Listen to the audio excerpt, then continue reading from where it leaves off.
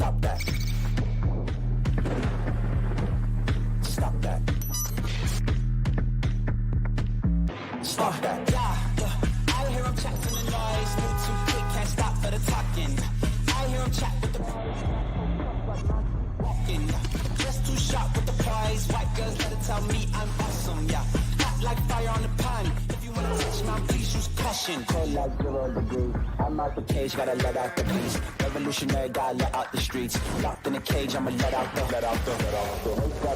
sheets. You came for one man, forget my peace. You take the west side, take on the east. I'ma put him in the cage, never let out the. I hear him chat to the noise. Move too quick, can't stop for the talking. I hear him chat with the boys. Not so tough, but mans keep walking, yeah. Just too sharp with the prize. White girls, better tell me I'm awesome, yeah. Hot like fire on the pan. If you wanna touch my please use caution. Stop that. Stop that. Stop that. There's nothing dumber. There's nothing dumber in sports than an NCAA show cause penalty. I don't even understand. What does show cause mean? I don't know what the term, I know what the term means. I don't know why it's worded the way it is. I don't know what the term means. It just means basically, so he's got a 10-year show cause penalty. We're talking about Jim Harbaugh. This is the Michigan punishments have come down from the NCAA. And basically for 10 years, these penalties will follow him should he ever come back to college football. Right, but Sharon Moore got I think a 4-year show cause. Yep. He's still a coach of Michigan. Oh, it doesn't mean he's fired. It just means he's got penalties. Well, what are the penalties? We'll figure that out, right? Show and cause. Yeah, show cause. No, but it's just it's hey, man, don't ever come back over here again. And Jim Harbaugh's counting his money in L.A. All right, cool. What? Why would I ever come back? This is the reason I left. Yeah, I just want to be able to pay my players and do Spygate stuff. Without having to worry about, the college people are mad. But why is it called show cause? Why is it called I'm glad banned? you asked because I never gave it thought either. It was just always something associated with a coach that you're not supposed to touch with a 10-foot pole. But apparently, after doing some research, if you want to hire a specific coach that has the show cause penalty attached to them, there's another added layer of bureaucracy when it comes to hiring that coach. You have to go petition the NCAA and show a reason as to why you should be allowed to hire this coach. Oh, you have to show a cause. That's right. So, again, the dumbest penalty in sports. And again, why is Sharon Moore still the coach of Michigan if there's a show cause penalty against him right now? They showed the cause. And the cause is he's already our coach. Yeah. What do you want us to do? This was all negotiated. But it's why? It's, you know what it's like? It's sometimes in schools, I don't know if they do this anymore. If the star player got into some problems, got some trouble, and it's they're going to suspend him for a game. It's we're announcing we're going to suspend him for a half. Oh, no. Think of the children. Why does college do this? How is that a penalty? It's always strange. Miami had a safety named Amari Carter that would always pick up a penalty in the second half for a personal foul for targeting, and he would always be suspended for the first half of the next game. Nice. And then he would do it again. That's a great way to get out of playing first halves, man. You have a incredible Peter Warwick memory for some reason or another. Man. Didn't Peter Warwick get suspended for a half for shoplifting, or was that the full game? No, Am I remembering that correctly? It was more than that. That was something else he got suspended for. But when the shoplifting, which by the way, it wasn't shoplifting. It was a coordinated, orchestrated strike against Dillard's in Tallahassee. What it was they knew the cashier or something, and so they would grab stuff. Inside job. And then yeah, exactly. And then when they rung them up, I'll never forget this. The total was always $21.40. And everyone's like, why is it $21.40? I said, well, because she was charging them $20, and then the tax is 7%, so it comes out to $21.40. The bill was $412, and you nailed it. They paid $21.40. I'll never. I'm telling you, he's got Dillard's. He's got an insane Peter Warwick memory. Zaz, I've said this a million times before. Look, I've watched a lot of great college football players. Reggie Bush and Vince Young and all those guys were amazing. There's no one I've ever seen that was better than Peter Warwick. I know he was expected to be so good, and he had such an average NFL career. I think he had injuries that basically pulled back on what he could have been. I don't think he ever had a 1,000-yard season. No, he didn't. He didn't. But in college, sheesh. Like I can't. I wish I could explain to younger listeners, man, dog, the inevitability of. And he's a wide receiver. Like, think about that, right? He was awesome. That a wide receiver could be so good, you could throw it anywhere. You could throw it to him anywhere, and you were going to get a big gain out of it. But Michigan, Zaz, this is not a punishment, right? I guess the thing that I took away from it most is it seems like they're done, the NCAA, who just has no control over anything anymore. And they really let everybody know for the last and final time that they don't have control over anything. When they came up with this suspension, which, I mean, there was cheating, and they were stealing signs. And look, stealing signs happen during games. That's no problem. That is what it is. But they were going above and beyond throughout the week, throughout the months, and they were cheating and stealing signs. And they're on sidelines when they're not allowed to be on sidelines and what have you. Like, this would be the occasion. I'm not even talking about taking away their championship. I hate when they do that, But you certainly would have expected them to do a postseason ban. Yeah, there you go. So, but that's another one. Taking away the championship. That's not a real punishment. Come on, it happened. Like Memphis, you didn't go to the Final Four, right. and Derrick Rose didn't score a single point. Like, bro, we went to the games. We saw it. It happened. Like, everyone enjoyed it. We celebrated that night. No, 'cause you can't take that away. Yeah, I hate when they do that. Okay, Michigan, Chris Webber and Jalen Rose, you guys didn't accomplish anything. So is he absolved from calling the timeout against UNC? I mean, they're taking that whole run away, right? I guess we can never bring that up again. But the thing that stood out to me most was, so apparently they're never going to do postseason bans anymore. I feel like that's what they just did, because part of the reason was they don't want to. It's weird. They don't want to punish kids who are on the team right now who had nothing to do with what happened then, except they used to do that, and you were never allowed to then transfer back then. Now, you're allowed to transfer. So, like, it's backwards. Back then was when they shouldn't have punished kids who weren't part of the team because they were not allowed to say, all right, then I'm out of here. Now, they should actually punish these teams because kids can enter the portal and just be like, all right, I'm out. I'm dipping, I'm out. So it's so backwards the way they're doing it now. It's about the NCAA. And the outsourcing of the NCAA's powers has already begun with Deloitte and the NIL clearinghouse and the rev share. All that started in August. And I don't know if the NIL clearinghouse has approved a deal, a single one. I think that they're just trying to kick this can down the road before Congress actually has to do this, because they know the second that they cap what a kid can make with their very subjective fair market NIL deal, they know it will be challenged in court and a moratorium would be installed and we'd go right back to the way that things were. I'm pretty sure they haven't actually approved a deal in the couple of weeks that they've been in charge. If I ask you guys right now, how long before we get a college football super league? Well, I mean, the Big Ten is already trying to do this kind of stuff. But how long before it actually happens? We're like, NCAA, we just don't care about you. Hey, Alabama. Hey, Michigan. Hey, like all the big powers. We're all just going to create our own super league, kind of like what they tried to do in Europe a few years ago. I think only the consumers in this country have far less power. They don't want to use their voice in a similar fashion, and their rights usually get trampled. And by the way, I don't know if the consumers would even care. Like in England, they care that. What do you mean that Arsenal won't be playing Wolverhamptonshire? Mm-hmm. Like they that matters to them. It matters to the Arsenal fans as much as it matters if you increase the price of a soda pop. Right. Cents. Like those things matter. But I'm saying like in this country, if we said, hey, well, Alabama never gets to play Vanderbilt again, other than people who go to Vanderbilt or support Vanderbilt, nobody cares. Like, who cares? I just want to see Alabama, Ohio State every week, right?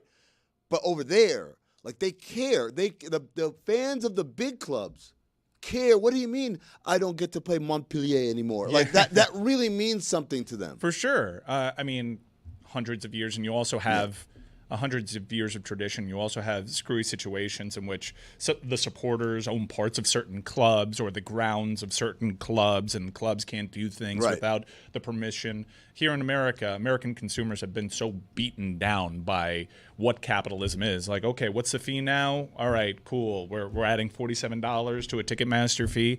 They're just so used to not having a voice here that it's never going to replicate that, which is a shame because Europe during the Super League showed exactly the power of your consumer. I wish we had that here. You simply cannot get away with this. This is not. You have to stop. Like, imagine if they tried to do. If football fans were the base for streamers over in Europe, what we have over here, which is just 17 different streamers, announced streamers that don't exist, it wouldn't be allowed. I love this. I feel like this last couple of weeks, consumers found out two things: how many platforms I need to watch my NFL games, how many platforms I need to watch my NBA games. And people lost their shit for the first time. It's like, what? I need this and that and this and that. And I'm like, what did y'all think was happening all this time when they're talking about $60 gajillion in these TV deals? I don't know. I can't get wrapped up in all of it. I know Mike is so angry these last couple of weeks. It's his fault. Yeah, I guess so. Like, I can't get... Tell me where, what I need to watch the games, and, like, I'm going to make an informed decision if that's what I want to do. Yeah, well, I hear you. And what you said there is the issue. Tell me what I need. Yeah. They're not really clearly telling me what I need. Mike feels like he's in the dark. When they're announcing bundle packs with Fox 1 and ESPN, things that don't exist, the way that they announced, I thought Fox 1 and ESPN were supposed to be bundled with Max, and that was announced, that was a thing, there was a pricing tier, and then it was ruled to be illegal, and so then that's not happening. So then there's the standalone ESPN, and WWE's on there, but hey, this is a new rebranding of the standalone ESPN, and by the way, a couple days later, there's going to be a bundle with Fox. What does that look like? We won't tell you just yet. So that's what cable providers did. Just kind of like all this work, just kind of here, one space, go there. Flood the zone. They're flooding the zone with streamers, and what ends up happening is you have to pay for cable and the streamers, because if you want the full streaming experience, you still have to have the cable. You got to have login. the cable rights to then sign into the streamer. You can't even effectively cord cut anyway. I've got the outline for the NBA's where you can watch situation. Okay. Right? That's for this year. That's starting this year? Starting this year. Okay. So Sundays you can watch on ABC, NBC, or Peacock. That's after NFL season. After is NFL over. season, obviously. Yep. Because Sunday is dominated. Monday, Peacock. Tuesday, NBC and Peacock. Okay. Wednesday, ESPN. Okay. Thursday, Prime. Friday, Prime and ESPN. Saturday, Prime and ABC. There you go. Just So not confusing 4 whatsoever. or 5 different platforms. The problem is there. it used to be like ESPN on Wednesdays and Fridays, and then Thursdays Thursday was TNT. Yeah. And then after football season, we had ABC for Sundays, and that was that. Yeah. Did you see apparently only one time, and I think it might be opening night, only one time before Christmas ESPN's using Inside the NBA? Yeah. No, that makes sense. They don't want to blow their wad on a random ass Friday game. Like, they want it when people are watching. So they'll do it opening week, and then they'll do Christmas. And then after that, we'll start picking up. I would assume you also don't want to cannibalize your football slate. ESPN has a fair amount of football that airs on their streamers and conventional channels. You want to dedicate your fall programming to football. If you have Inside the NBA, that means less football, and football brings in the ratings, even the Maction. The Maction. I don't know. Like, there's a lot of complaining from us. It sounds like when it comes to, it's different channels this night. I don't know. It wasn't that long ago where, you had, it was TNT on Thursday nights, and, like, that's all you got. I mean, now we have options all over the place to watch games. Yeah, I get you. You are paying a premium for that. Yeah. And it is, the sport is in some ways more accessible because there's more of it. And and in some cases it's clear where to get it.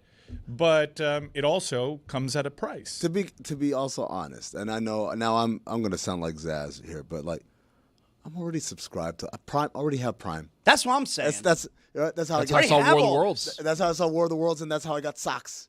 Right? Like, I'm already on Prime. Right? And then what else is there? ESPN. ESPN. We all already have that. NBC Peacock.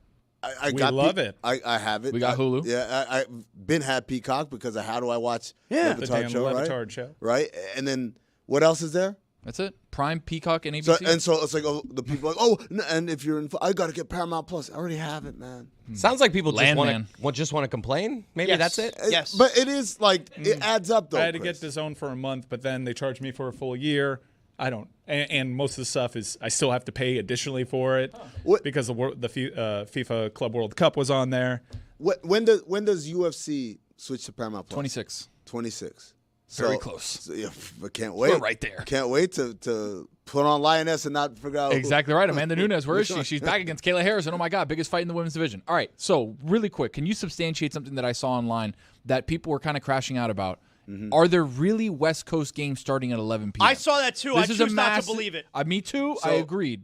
So Tuesday nights, the NBC game is going to be the late game. It's going to be the early game is 8 p.m. The late game is 11 p.m. What? And this is Tuesdays funny. only, you're saying? Only Tuesdays. Okay. So is that really 11:15? It depends. Let me see what. It depends. Come on, Now, man. with an 8 p.m. start time for the early game, it shouldn't impact the start on the late game. What happened was back in the day, on TNT Thursdays, this was notorious. You would have the East Coast game, and then the West Coast game could not start if the East Coast game was still going in regulation, right? So if you had, it's a 1-point game. Isn't it still like that today? No, it changed. It changed after a while. But basically it was, if it's close, but like not in overtime, then we're going to stay here. And we can hold the start time on the next game for, It'll be like to 10:52. 10:52. Yeah. Those games would end up starting. Yep. And that was especially terrible like for us in Phoenix because during the winter we're mountain time. So our Suns games, Nobody we'd be knows waiting. the mountain time is. Yeah. That's so tough for you, man. You had to wait 40 minutes instead of like 4 hours, like on the East Coast or West Coast games. I mean, first of all, I was working those games. Oh. Second of all, that means I get home at like 2 a.m. as opposed to getting home like 1 or whatever. So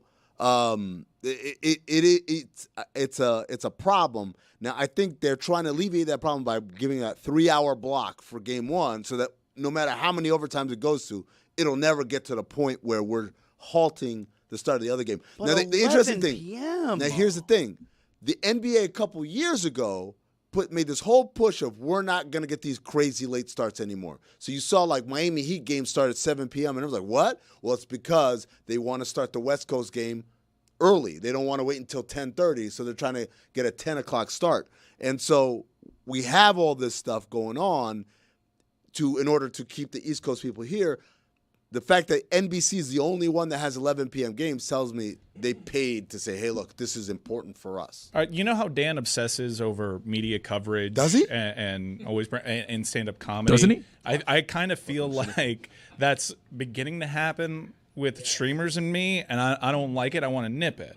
But I do have a point of contention for something that Zaz said. Like, you guys were very casual. Like, we know what we need. We have most of what we need. No, I don't know what I need. They announced something that presently, if I want to watch PLEs, Xfinity and YouTube TV are not allowed to get the PLEs What's a just PLE? yet. The WWE Premium WWE. Live events. Okay, but that deal has not been worked out yet. We know Okay. what they aspire to, but no, I do have those services, and presently I'm twisting in the wind because I can't watch what I want to watch. Mike, let me ask you something. I'm going to start naming streamers. You stop me when you say I don't have that one. All No, right? I have all of them, and I Okay. have the cable packages. So then what do you need? No, he wants to I know need if it to he's be a going little to have bit to be more paying for affordable. WWE because his current provider does not. It hasn't been disclosed yet if that is going to be included. Like, for instance, I have DirecTV Stream, and mine is going to be included for this WWE pay-per-views, okay? I'm not included Hate yet. that delay. But here's the thing, Mike. It's not taking place for another 5 months. Like, I get it that 2 weeks ago the deal was announced. It'd be really nice if the deal had a little bit more clarity. Oh. I'm with you. But it's 5 months away. There were reports that a newly created PLE will air on ESPN before that, just this morning. And now that's all rumor and innuendo when it comes to wrestling, but there's just something new every day that confuses me about this. I think maybe 4 years from now is when we get Super League, to answer your initial question. Oh, thanks. I tried to transition in the middle of that, by the way. I don't know if anyone caught it. When I asked No, about- we went on a tangent, Yeah, I know. but I think it's inevitable just because that's where the money is. And yeah, the Big Ten and SEC have the influence right now. It's kind of deserved. But this is the second biggest sport in America.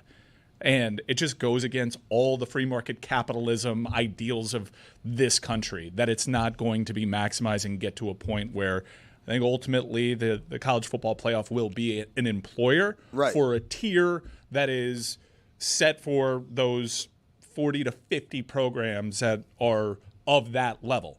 I don't know what this means for the Northern Illinois of the world. It probably means a very different looking sport for them, but that's just where this stuff is headed eventually, I think. We need some sort of imaging for when we talk streaming. I agree. Yeah. What should it sound like? A river. There we go. That makes me want to pee. That's a very weak stream. It is a weak stream. You got to check that prostate. Yeah. Wow, you guys are very judgy with the streams. A couple of fingers up here. Let them know everything. How's your uncle? Nah, So, see, I don't like it. so Keep searching. You guys were right about not reading too much into the practices and whatnot, because the preseason game rolled around for the Miami Dolphins, and it looked very, very different. And, Oh, man. Dolphins are fixed. Huh? McDaniel got his signature win over the Lions. Dolphins have no losses this preseason. That's Undefeated. true. Undefeated. With a tie. That's Now we're talking. Is that a camel?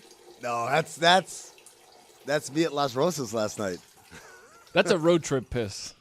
how'd you like the updated bathrooms? Wow, man. You know what's funny? I joked with Michael, I'm going to do my own little bar rescue recon. And whenever Bar Rescue renovates bars, they're always like, oh, we got you 7 POS systems. Oh, we got the orange door system. All these upgrades. They never go into the bathrooms. And I've been reading like Yelp reviews of the renovated bars, and like the bathrooms are still as gross as ever, right? These beautiful, it looks beautiful, all these LED lights and stuff, gross bathrooms. Mike and his boys, you know what they did? They said, let's take care of the facilities. Let's make sure that people come in here and it's nice and clean and well lit. And I appreciate multiple urinals. I hate me a bar with one urinal. Just one in there. And it's next to the sink often. I Next don't to the like sink. You weren't planning for a lot of people if you have one urinal in here. Exactly. You got to set the expectations a little higher. that. Zagak. Gotta have some urinals, man. And splash guards. With Shout out- dividers, too. Yeah, the splash guards. Splash guards. Or what are they, privacy screens? What do you call them? Yeah, divider. Privacy. No, divider, I know exactly what you're saying. Splash guards, no? Splash is a thing inside the urinal that so it doesn't shoot I back. thought it's also so it doesn't shoot to the side. But that's often operator error, too. Maybe You got to go side walls. we know. yeah. There are ways you got to have a little touch on that pass. Yeah. You know? Well, I mean, sometimes there are obstructions that lead to unexpected obstructions that lead to a diverted stream. You guys ever have that? The I had one that happen to me recently where somebody like got a little on the ground. It hit the ground. It was like a visual, like they were peeing and it you like saw hit it? the ground and like I saw it hit the ground and it was so bad that they were like, sorry. You know, usually it's just like an unspoken thing. Like, all right, we both saw it. We don't have to comment. He was my bad. Man, it's on my shoelace now. Yeah, you threw it away, right? Yeah. Doesn't sound like it. That didn't sound like a yes. I mean, I'm at an establishment. When am I going to walk out with one shoe? Put it in the washer. Honestly. The washer? No, that's not in the washer. No, not the whole shoe. Just the shoelace. No part of the lace is going in that washer. Put on some gloves and take it off. There you go. You got to scrub that thing. Yeah. The little tub, squeeze some soap, Oh, scrub it out. The Dolphins won. The Dolphins won, and Quinn Ewers looked good, apparently. Looked not as bad. I didn't watch this game the way that I watched the Bears game, and there was mixed feedback on Quinn Ewers' performance from the last game. This one, everyone seems to be pretty positive about it. Yeah, he was good, and I don't see the reason in having Zach Wilson on this team. I really don't. Like, we know what Zach Wilson is. He's been in the league long enough. He sucks, man. Get off my team. Has he been in the league long enough? I feel like that's debatable. I'm not with you. I'm not saying This is his 5th year, I think. he didn't play it all last year. Is his 13? There's a reason. Yeah. No, I'm just saying, he's got a big arm. He also Look, failed twice at the Jets before they got rid of him. You know what? That's another thing you're saying. He's got a big arm. Dolphins had a clear touchdown. I forget which receiver it was. Who the hell can keep track of the names? Guys are not going to make the team. But dude had 4 yards on the I know defender. exactly, yep. He underthrew it so bad, and it ended up being an incomplete pass. I thought that's supposed to be a strength that he's got a big arm. He sucks, man. I'd much rather. I said it last week. After Quinn Ewers was 5 for 18, I told you I'd much rather have Quinn Ewers on this team. Let him develop as a backup than have this Zach Wilson. I'm done with seeing him, man. Sucks. Billy? Rebuttal? I don't have a rebuttal to that. He's not He wrong. knows I'm right. Yeah, no, he's absolutely right. I mean, Quinn Ewers is already QB2, I think, in everybody's mind. He cannot possibly be behind Zach Wilson on the depth I believe chart. he is. He can't. He's not going to head into the season as the number 3 quarterback with the way the two of them have performed Paying this preseason. Zach Wilson $6 million this year. Sucks, man. How does that happen? That's like the rate for backup quarterback. I'm just saying Zach Wilson in general. Like you were. It's weird, right? Like you were. Look, I get it. Maybe you weren't going to be the second best player in your draft class. No, but it happens all the time. What you're saying. But yeah, but it's always funny to me. It's like it's never they miss like, oh, I thought he was going to be great. He ended up being okay. It's always I thought he was going to be great. Turns out you're dog shit. Yeah, like how is that the gap every single time? By the way, Zach Wilson is the least of the Dolphins' problems at the moment. Right, of course. They have so many other problems. Like Zach Wilson's not make or break for the Dolphins season. I mean, biggest problem right now is Devon Achane going to be ready week number 1? That's like a I big feel one. like that's probably. They said it wasn't severe. Soft tissue, but not severe. I don't know. I mean, he was pretty coy about it, that Mike McDaniel. It's going to be days What'd he to say? weeks. Well, exactly. It's going to be days to weeks. What does that mean? Like anything more than 7, it turns into weeks, right? Days to weeks. If it's 8 days, you're already in weeks, right? Because it's this week and then a little bit of next week. We're already headed to week 1 install. Don't want to tip your cards. That's all that is. Gamesmanship. I like the idea that this matters. I like that they take a break from the preseason. Like, all right, everyone gets one last vacation in. This team, it's more time for trouble, honestly.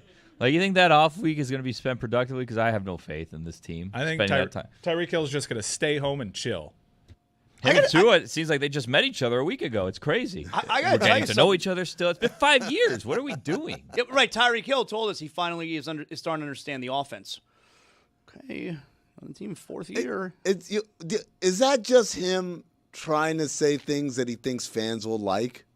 Or He's missing on that mark, I would say. I would say on the majority of things that he's saying, the fans aren't buying it. Like, I'm done with this team. I don't want to be here anymore, whatever he said last year. That one missed the mark, too. I'm just saying, do you think, is it possible? Like when he says, I'm finally starting to understand the offense. Like, In his mind, to your point, yes, he thinks he's like I got this the fans right where I want I think he them. thinks he's being a leader now. right. Like people are thinking like, oh, cool, guys. This whole time he's been great, and he didn't even understand the offense. Now that he understands it, we're going to be amazing. I think that's what he's trying to project, as opposed to actually letting us know, I didn't understand the offense for 4 years. Not that anyone cares about this, but like now when you look back, and like I'm not saying this to defend Tua as like an elite quarterback in the league, but now that he's saying this, you look back at like the first 2 years and you're like, maybe Tyreek was actually running the wrong routes the entire time when Tua kept missing. You're like, wow, Tua does not know what he's So doing. you're defending It's like, Tua a little bit here. oh, I'm saying, like, now he's saying, I didn't really know the playbook. It's like, oh, well, maybe we're wrong about that situation. And we just gave Tyreek Hill the benefit of the doubt because he was the fast guy and he was from the Chiefs. And Tua was the guy that the year before got benched and had the whole thing with Brian Flores. But Tua needs to step it up. Let's be real. I'm really excited because Jackson Dart looks like the real deal. Oh, your Giants, My huh? Giants. don't You do know, that. Oh, that's your team? That's my team, man. You know, I said being a Giants fan is the most rewarding thing in my life because I know once a decade we're going to win a Super Bowl. Every year, every decade of my life, they've won a Super Bowl. So I'm like, you can be trash the rest of the time. Just give me one within a decade, and we're good. You know, it's funny because I hear you say that, and then I think to myself, okay, would I rather that where we're likely going to be shitty for almost every year, but once a decade we are going to win a Super Bowl, or would you rather, you know, maybe you're able to contend every single year, maybe you can win multiple Super Bowls, and then I stop myself and I'm like, your team, meaning me, has been shitty every single year for decades now. Wouldn't it have been nice They've given to you neither. mix in a couple of Super Bowl wins? They've given you neither. Like, I like that. No, it's funny because I'm a Yankees fan, and it's like, obviously, I had that moment in the 90s and early 2000s. That was amazing, but it's like, you feel kind of that emptiness now. Like, wow, that was a long time ago. Versus the Giants, I have like once a decade, I get to pipe up and talk my shit, and like, and then I go back into hiding, and I don't have to worry about anything. And when people try to stress me about, like, oh, your Giants suck, I'm like, they'll be fine. And it's even though the NFC East is probably the division in the NFL with the most prestige. Yes. It's been random. Like teams go from the That's bottom to the interesting. top. I think you're right. It makes sense because we're talking Northeast. So, It's probably Cowboys, Giants, Eagles, and Washington. So that's. I think famously for a several year string, they had a different division winner, and it's Oh, up there. been longer than that. Yeah, too. and it's kind of similar to the AFC South and the NFC South in terms of parity, but we don't think of it that way because you have really prestigious teams in there. But the Dolphins, if you want to just do like the jealousy of the fandom thing, the Giants have existed in this division that has a fair amount of parity. The Dolphins, once they finally get Tom Brady out of the equation, Josh Allen strolls in. Right, and the team who went 17 years with no playoffs now runs your division. so you never get at least we have, we're that random division winner. At least we get the benefits of a home playoff game where we can snipe one of these teams that are better. The best you guys have ever felt about your team in the last 20 years, you had to stroll into Arrowhead Stadium and it was negative 20 degrees out. It's a little unfair. It feels cruel on some level. The other thing about being a Giants fan is finding out that Daniel Jones is still in the NFL. That shocked me. I was like, what? Might start week 1. That's what I'm saying. I'm like, oh, he's alive and like competing for a job? How's this possible? And then I thought about Anthony Richardson. I said, is he about to have the same sort of situation as Zach Wilson? Where it's like you went from, oh, this guy's going to be amazing to not just not great, but not good. Well, the difference being Zach Wilson had a resume in school. Like, everyone thought Zach Wilson was going to be a good quarterback in the NFL. Anthony Richardson had like a dozen starts in college. His entire collegiate career. You're going to call me crazy. I knew Zach Wilson was going to work out. You know when I knew? The Heisman trophies, like finalists, when they got him up on stage, and he like looked at the guy, left him alone, and he does this cartoonish goal. That's when I knew that dude will never, ever be good. Because you can't be it's an award show. First of all, why would you be intimidated by that? How insecure are you? Who was the guy next to him? It was whoever the finalists were for Heisman that year. Someone could look it up. But I swear to God, if video can find it, it is the funniest thing ever. Because and the finalists for Heisman, and they all like step up onto the stage, and it's like he's a little shorter than other guys, and he looks to the left and looks to the right, and his eyes get wide, and then Is that the draft or the Heisman? I think you might be conflating the two. Oh, it's draft. Where all the draft first round guys step up, and then he's there like visibly smaller than everybody. Looks around like, ugh. Yeah, I remember him being memeable from the draft. Yeah. I don't even recall him being in New York for the Heisman finalists. It may be. Maybe I stand corrected. But either Easy way, to conflate the two. It was before he played an NFL second. It was good scouting on your part, though, because you saw and you're like, there's fear in those eyes. Fear, and then the gulp, and then so you could see in his mind, like, come on, Zach, pep up. You're just as good as these guys. And he stands up. He's like, he tries to puff off his chest. I'm like, get the hell out of here, man. You're supposed to be a leader in a locker room. You're supposed to tell people what to do. You're like, oh, I don't know. These guys look kind of big, Mom. So he has a big arm, but he's undersized, turnover prone. He has a big arm, but he takes sacks, and oftentimes the ball ends up in the other team's hands. So what does Zach Wilson actually bring to the table to earn $6 million and another opportunity? A hot mom. Is it the fact that he has starting experience and teams value that? I'm sure the Dolphins can get out from this contract because he's not a starter. I don't know what level of guarantees are there, but I understand why. With a quarterback like Tua, who you will perpetually have injury concerns with, he's a hit away from his career. I guess anybody is a hit away from their career ending, but it feels like it's extra. He's really close. Yeah, Tua feels like an innocuous hit may end his career. I don't want to shout too loud around here. Yeah. So are you comfortable with going with Quinn Ewers as your backup quarterback when Quinn Ewers also is undersized? As opposed to Wilson? I'm trying to figure out what he brings to the table. Like, if it's experience, I'm pretty sure an experienced quarterback is going to get cut around the league that you can bring in. Where's Tannehill? Nowhere. He's still waiting to get that starting job on a playoff team. I remember last year I said, man, Tannehill should go to the Dolphins because the dude is definitely going to get hurt. They're not going to bring him in here. We talked about this last week. The Dolphins are not going to bring in anyone to be a number 2 quarterback that's a threat to Tua starting. They are not going to do that. That's why they've had bad backups. But Quinn Ewers, this was supposed to be them going and, doing a thing like, oh, Zach Wilson, now we're going to take this seriously. But they don't want a quarterback controversy on I this love team. that Billy has them being like, we need a bad quarterback. Not Like, that they need a I would bad imagine quarterback. they're trying to find the best of No, the not back. someone that's too good. They don't. You think that they're I gonna? think Billy's right. Billy's onto something. I think Billy's He's right. onto something. They're That not would be a gonna terrible way to do that. Well, that's why we see the results that we've gotten because of the approach that they've been taking. Like, but let me ask you obvious. something, Chris. Let me ask you something. Forget about the money. If there was a way to acquire him to be your backup, do you think it'd be a good idea for the Dolphins to acquire Kirk Cousins? Oh, yes. I'm with you. And I would say no because of exactly what Billy's talking about. And Because I he's wouldn't good worry enough. about Tua's feelings. He's good I at- would just be like, if I'm Chris Greer, like I want the second best quarterback that I can possibly find in the amount of money I have to spend on a backup. They could have signed Jameis Winston if they wanted to for another one I for would've a gotten. 2-year deal worth the same as Zach Wilson's 1-year deal, Eat and some- they didn't do eat it. some Would've been dubs. great, man. Well, and you know why they don't do that, though? Because exactly what Billy's talking about. The entire locker room, no matter what team is on, loves him. Jameis Winston. Might it love be the him. media more they're worried about? Like, we would be talking about Tannehill. It plays a part. like, No, I think the I'm gonna tell you locker right room now. would be like, I'm gonna tell you Tua's right the now. guy. Any team that does, I'm sure it happens, but it's really rare. Does stuff because they're worried about what the media are gonna say. Like, unless it's an off the field issue, that doesn't exist. But right? that's where that narrative would be bigger. But what Billy's saying is absolutely right. Where it's like, you want a guy who's good, but not too good, because we don't want to kind of upset the golden goose and push back. It on also that. shows kind of like I don't know how much they actually believe in Tua if that's the approach, right?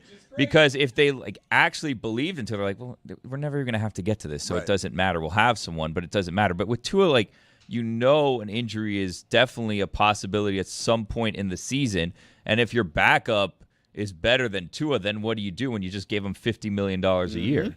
I think that's the part. It's like you should be, from a responsible front office, you should be getting a quarterback that can be very good to very good if your guy's going to go down, knowing that Tua is one shot away from falling. Well, back to the original point. Jameis may be available because Jackson Dart did look Oh, good. man. He looked He's really going good. to end up in New Orleans again, right, Jameis? New Orleans is a mess. They need a real quarterback. Spencer Rattler. You don't like not their Tyler quarterback. Shuck? No, they're going to go with Tyler Shock, No, probably. they're not going to go with Tyler Shuck. They've got a tough start to the season, by the way. First 6 games, tough. Shuck and jive. Mike White on the Bills. For now. You've been watching Hard Knocks. I have been watching Hard Knocks. son I was of a like- bitch. I was like, wow, man. And everyone's giving him great compliments. props, yeah. And I'm like, well, if he's that good, then why'd the Dolphins let go of him?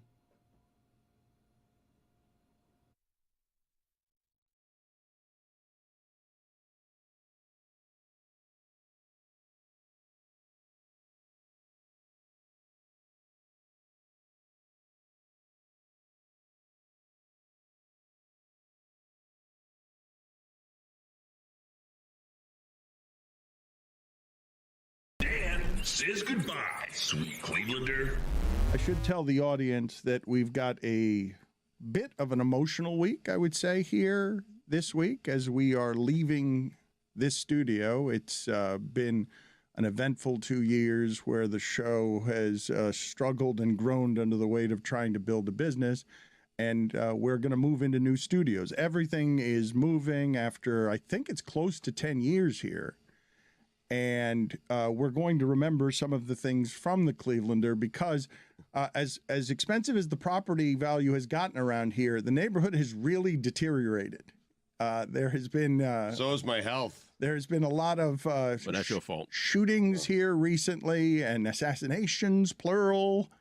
And we need to get out of here. And next And that week, move is brought to you by Miller Lite.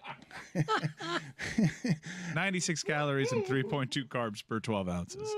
next week is going to be a little bit difficult because we're going to be in the change, and these are not your problems, they are our problems, but we ask for yet more patience after 2 years of trying to build this thing. We're excited about getting into new studios, and we will remember the Clevelander throughout the rest of the week here because one of the great memories I have, Stugotz, it really is one of my favorites as I've gotten late in life and have learned to appreciate some of this nonsense that we get to do every day, is the weekend before we were going to go on ESPN radio and start with whatever it is we were doing with them.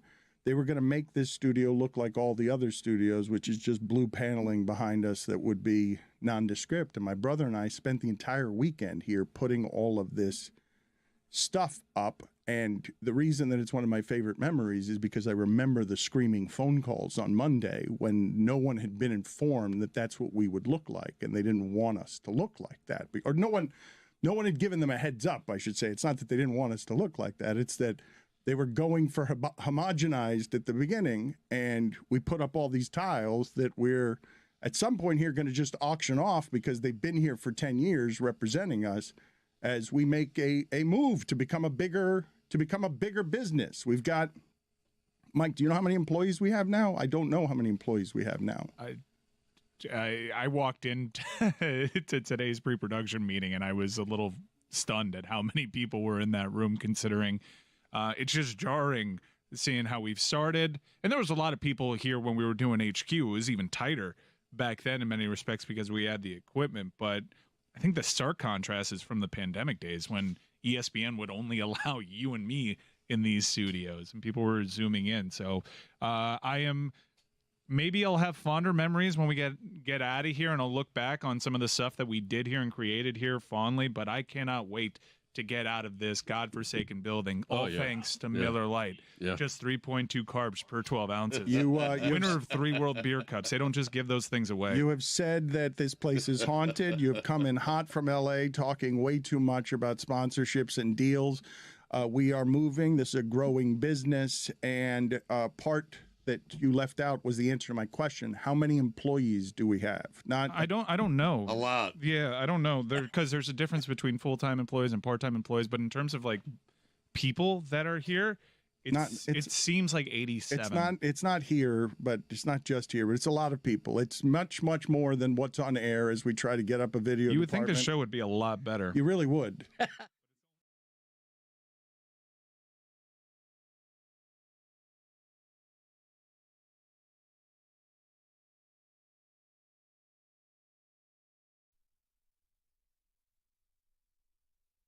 This episode is presented by DraftKings. DraftKings, the crown is yours. Why do people think that when you sneeze, it means you're cold? I've never heard that. It happens to me all the time. Looney Tunes. I was in Pepper in your nose. Maybe you have a cold. No. I was in an Uber last night or yesterday on my way to the airport, and I sneezed. And by the way, it was like a zillion degrees, and the guy's AC was not working that great. And he was Do you like, use the function when you order the Uber where you could set the preference? I want it cold. I want it medium. Yeah. Do you use that? Yeah, like and also how quiet you want it. If you only got to talk to you. I actually do it not. Usually the temperature's fine. Most people, like I very rarely do I have to let the person know, yo, turn it up or turn it down. Do you ever have to let the person know, yo, my preference was quiet? You're talking quiet. That's the one. But I have great passive aggressive ways of letting people know I don't want to talk. Like what? Well, it's like I've got my headphones on and I'm on my phone. And sometimes I'm not even listening to anything. It's just I have headphones on. You do the thing like you are, like, wait, what's that? What? Yeah, exactly. You're going to have to repeat every question. And So, where are you flying? What was that? While the headphone creeps back up to your ear to signify you're done talking once the headphone goes over the... I answered the question. Exactly. I think people's nose run sometimes when they're cold, which can lead to sneezing. I sneezed and the guy was like, is it too cold? I'm like, I'm sweating. What are you talking about? Is it too cold? What does that have to do with anything? He's alert to the situation. He's like, you okay? That's just him like, oh, you sneezed? Can I do anything to help? It happens a lot. You need a tissue? Sneeze. No, what? That's fine. Bless you's fine. Is it too cold? As I'm sweating bullets. It just was such a weird thing. But then it made me realize that happens a lot. I sneeze and someone says, oh, are you cold? Like, what does cold have to do with sneezing? And I think, Mike, you had the answer. It's Looney Tunes. It's Looney Tunes. It's everything. Everything we learned was from Bugs Bunny. Yeah.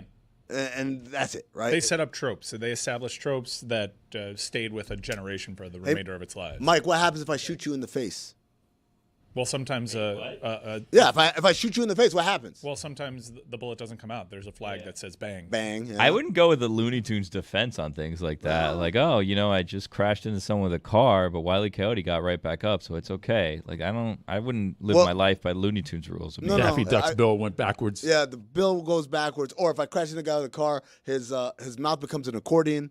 Yeah. That's one, right? I think they didn't. Well, in the Looney Tunes, they did overtly say people were drunk, but people would have the hiccups in cartoons. Oh, yeah. In the old school. The Triple X bottle. And that became a trope. Yep.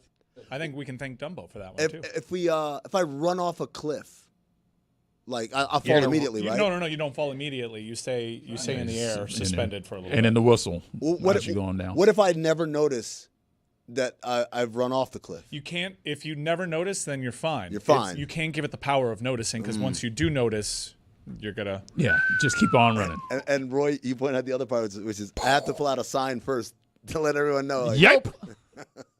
Oh man, we were in Looney Tunes back, man. We can't. It's all canceled, right? All that stuff is canceled. No, they have new shows. They have a new show. No, but it's not like we used to be, man. Yeah. Not like it used to be. Oh, those are the days. Those are the days of casual racism. Acme versus Coyote. It wasn't That's coming casual. out. It wasn't casual at all. It was pretty active. You ever see like who Thomas the Cat and Tom and Jerry? You know who the owner is? Mammy Two Shoes. Yeah. No, that was the maid. But I mean, yes, she's the maid, but she's in essence the person in charge, right? Thomas. Trivia night, Roy. Man. Oh man. I don't know what the hell you guys are talking about. Do you know Tom and Jerry? No, I do, but I don't know their. That's where owners. it ends for me, though, in terms of all these references. Yeah, Mammy Two And Shoes. you're is just the young. name. Oh, yeah. Mammy Two Congrats Shoes. on Roy, you're having like 2 great years older than me. parents. I'm not 2 years older than you. You 39 years old? I want to 38. talk about something that happened on the weekend because we have our network out there watching all the content that we have. Yeah. You know, and over the weekend there was a big UFC fight. Yeah, DDP. That we were excited about. That's right. And Tony and Lewis and the team, they brought Oh. you an MMA hangout. How'd it go? I checked in on that stream at one point. I don't know if you saw me. How'd but- the stream go? I mean, I was just checking people commenting. They were having a good time. I saw one of them mention my son. Yeah. Yeah, I was checking you guys out. Thank you. Awesome. Well, Tony, you had a good weekend? We had a great weekend until the main event, which then things got a little out of hand because there Why? was the most thorough domination I've ever seen in any fight ever, possibly, with the ground time being 22 minutes to 30 seconds. It was insane. Caught word that it was worth revisiting the latter portion of this weekend's MMA hangout because Tony had very curious reactions to the main event that made someone believe that something more than just a simple prediction was at play. So we've established a supercut, if you will, of the main event over at the UFC over the weekend, and this was accurately described as Tony crashing out. And I've deduced what was going on here, but I'm curious your takeaway. Family, this is not good. This fight, I cannot believe. I'm the idiot. It's the idiot. It's me. I'm the idiot. Yeah, I'm the idiot. This is insane, dude. This is insane. This is insane. I don't think I've ever seen a champion fight this bad. Just no answer. You know what I want you to do? Stuff his takedown attempt. You know what I want you to do? Knee up. He has to get knees up. Exactly right. He shoots for a takedown. You knee his head to Michigan. How do I know that? Sitting on a desk in a bar in Little Havana. He's going to try and climb and put you in a crucifix and waste 3.5 minutes of you trying to get out of it, and you can't. Hey, all right, ready? Here you go. He's going to shoot. Shut up. He's going to shoot. Are you ready? Because he's going to shoot. Too fast. And right to his back again. There we go. All right. Hey, I've seen this position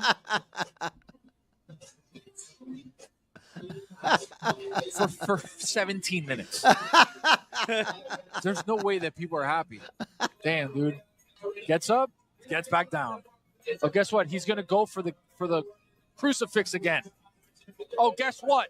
He's got it again. Tony Guess quit. what?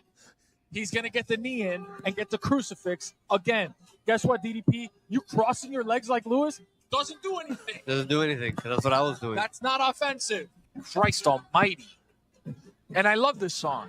Here right now, if you want me to stay, I'll never I've actually leave. never seen Tony crash out. This is crazy, dude. This is insane. Is this a nightmare? Finally, they stop it. Finally, get him up. Guess what? He's gonna shoot again. Oh my God! Back to the back. No, I can't. Guys, it's officially cooked, dude. It's officially cooked.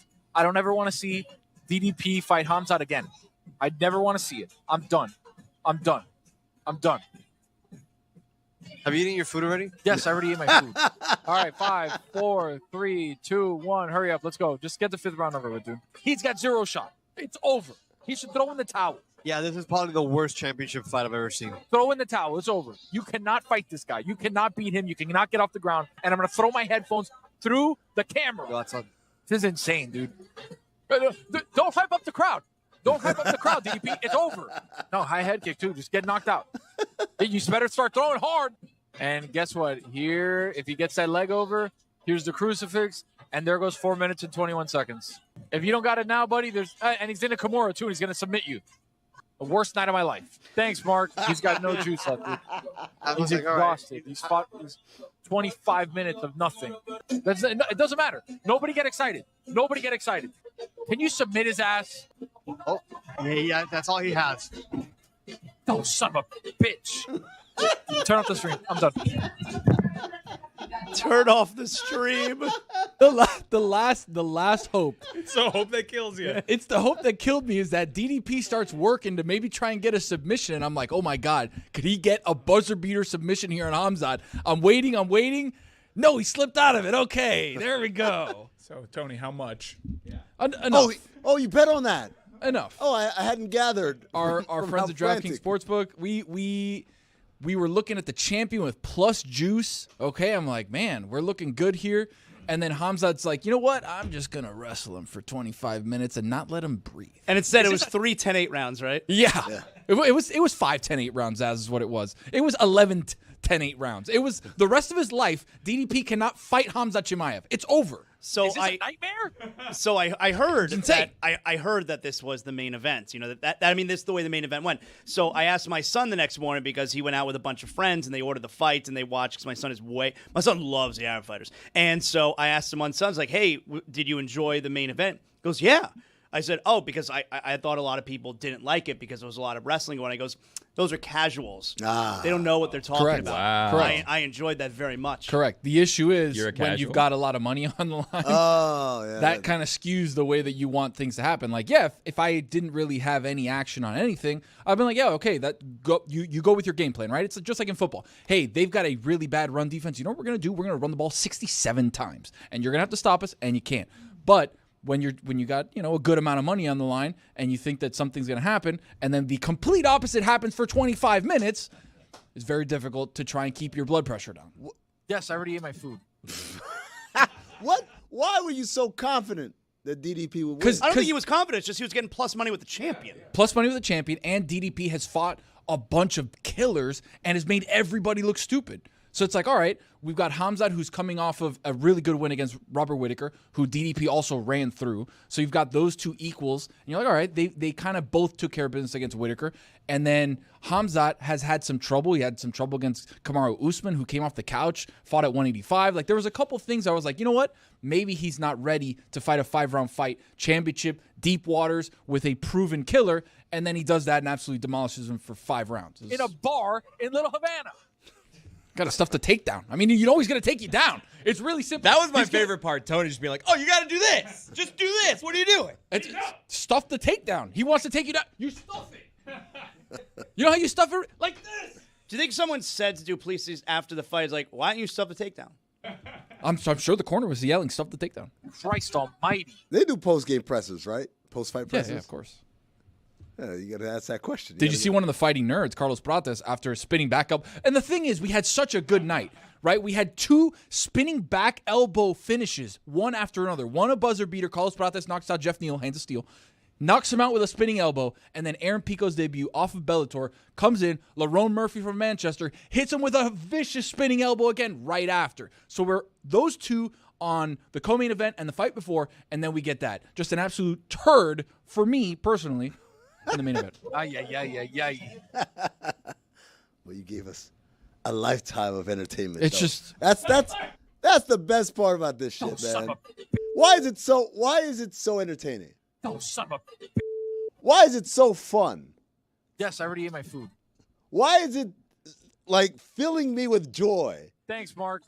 to see Tony crash I just out? realized who the mark was. It's the referee. Because at a certain point, he had to get Hamzat and DDP up because Hamzat was just laying on him, not doing anything. Thanks, Mark. And DDP was so exhausted, he couldn't fight back. He was just there like, Thanks, Mark. Mark got him up and stood him up. Guess what? He didn't stuff the takedown. Another shot. Another takedown. Nobody get excited. When somebody goes for a takedown, if you hit him with one of these, right, you step back, whew, flying knee, he's done. You think maybe it's not that easy? Of course it's not that easy. Okay, I don't know. Tony, when you said guess what? don't hype up the crowd. Because he was hyping up the crowd at the end of the round. I was like, dude, you're down 98-0. Like, was he trying to make it seem like he won? He was just trying to be like, come on, like, let's go. And it's like, no, it's over. Like, it was over the moment it was happened. Was the crowd booing? Were they not happy with it? The thing is, we obviously were playing Bad Bunny and we're playing reggaeton at the bar. So I love this song. I also can't hear what's going on in the commentary because obviously there's people dancing and people having fun and reggaeton's playing. And it's like, oh, that's why I said I love this song. The worst night of my life. This is why I can't. Wait, hold on. Cancer survivor Tony. The worst night of my life. 2 times. Twice. Worst night of my life. Defended the belt twice. 2-time cancer champion, Tony. And DDP can't stuff a takedown? Come on. Reigning and defending. The worst night of my life. And still. In a bar in Little Havana. 2 times in Tony's life, he has been told he has cancer, but that was the worst night of his life. Yeah. Drove home and I was just in silence. I didn't even play music. I didn't play any recaps. Usually I'll watch the press conference on the way home on my phone. Nothing. Just nothing. Just I don't want to talk. I don't want to look at anything. So a lot. Yeah. Enough.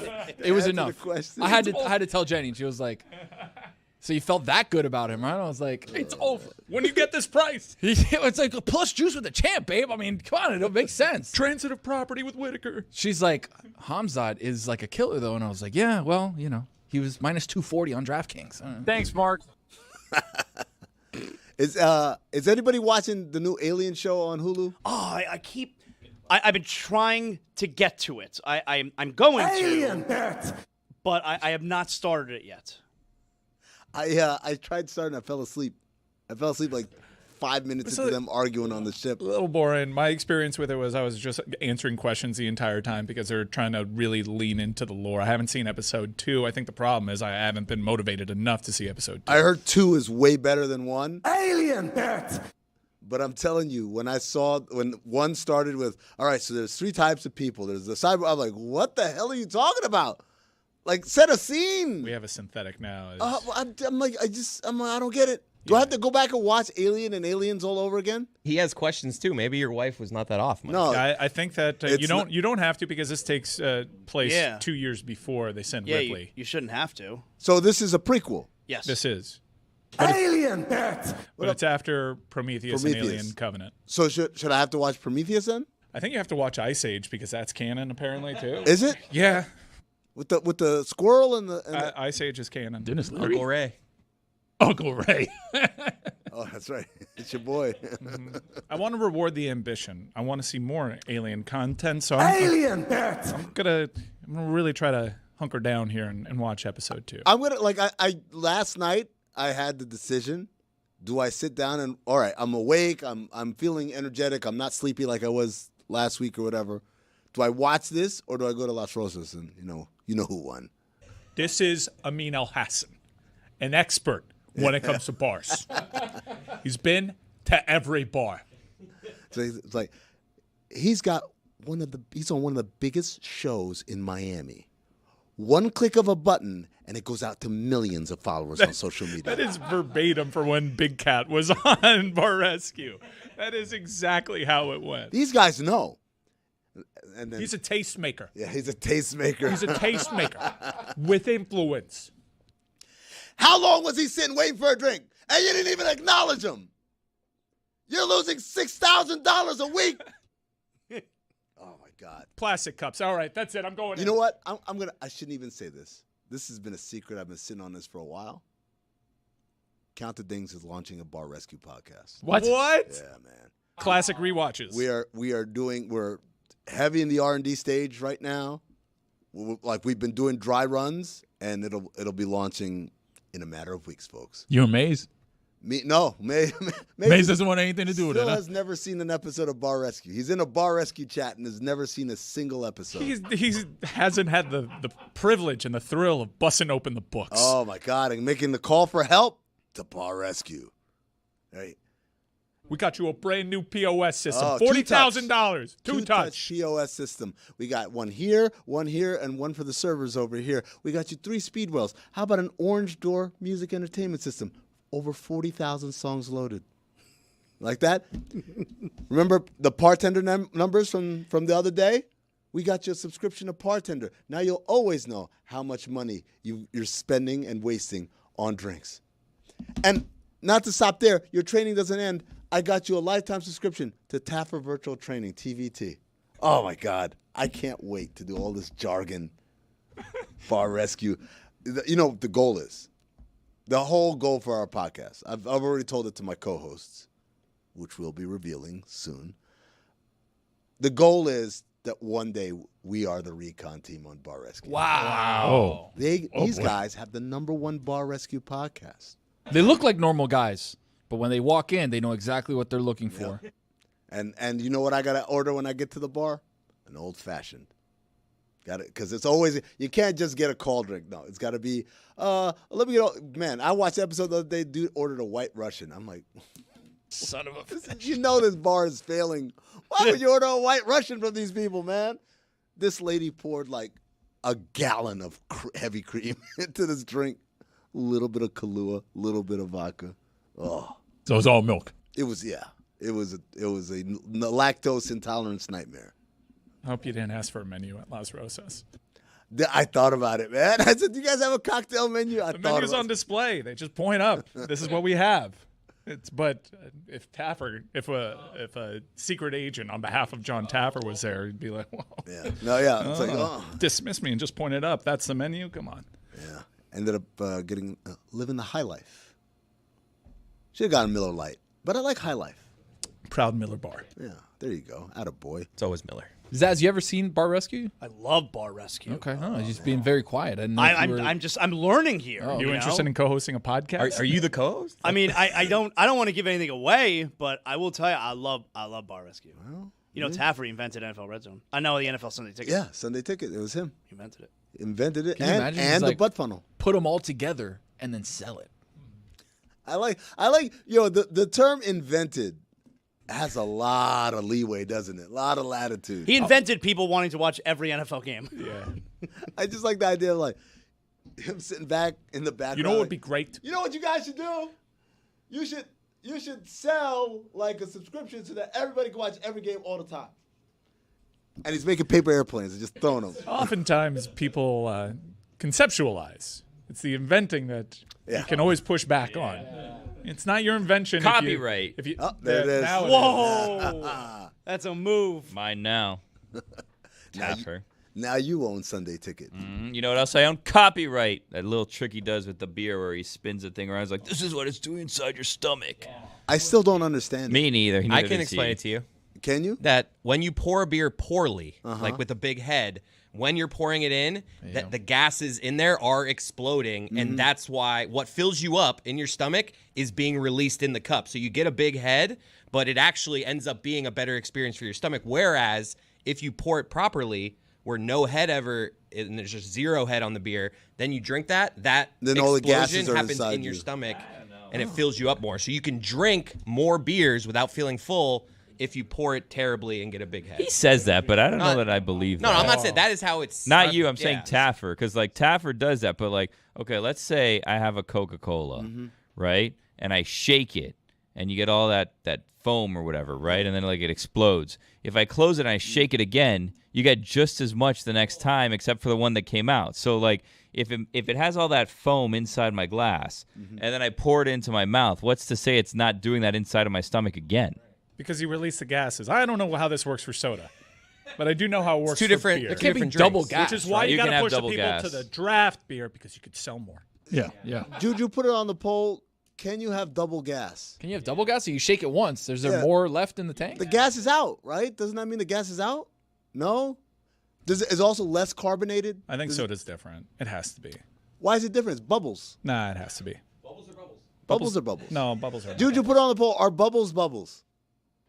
Right? Like I If you try to take the initial beer and from one pint glass to another after you already poured it poorly, Trivia Roy's got something on it's this. not going to be the same amount of bubbles. It just can't be. The soda's carbonated water. as opposed to beer, which is fermented.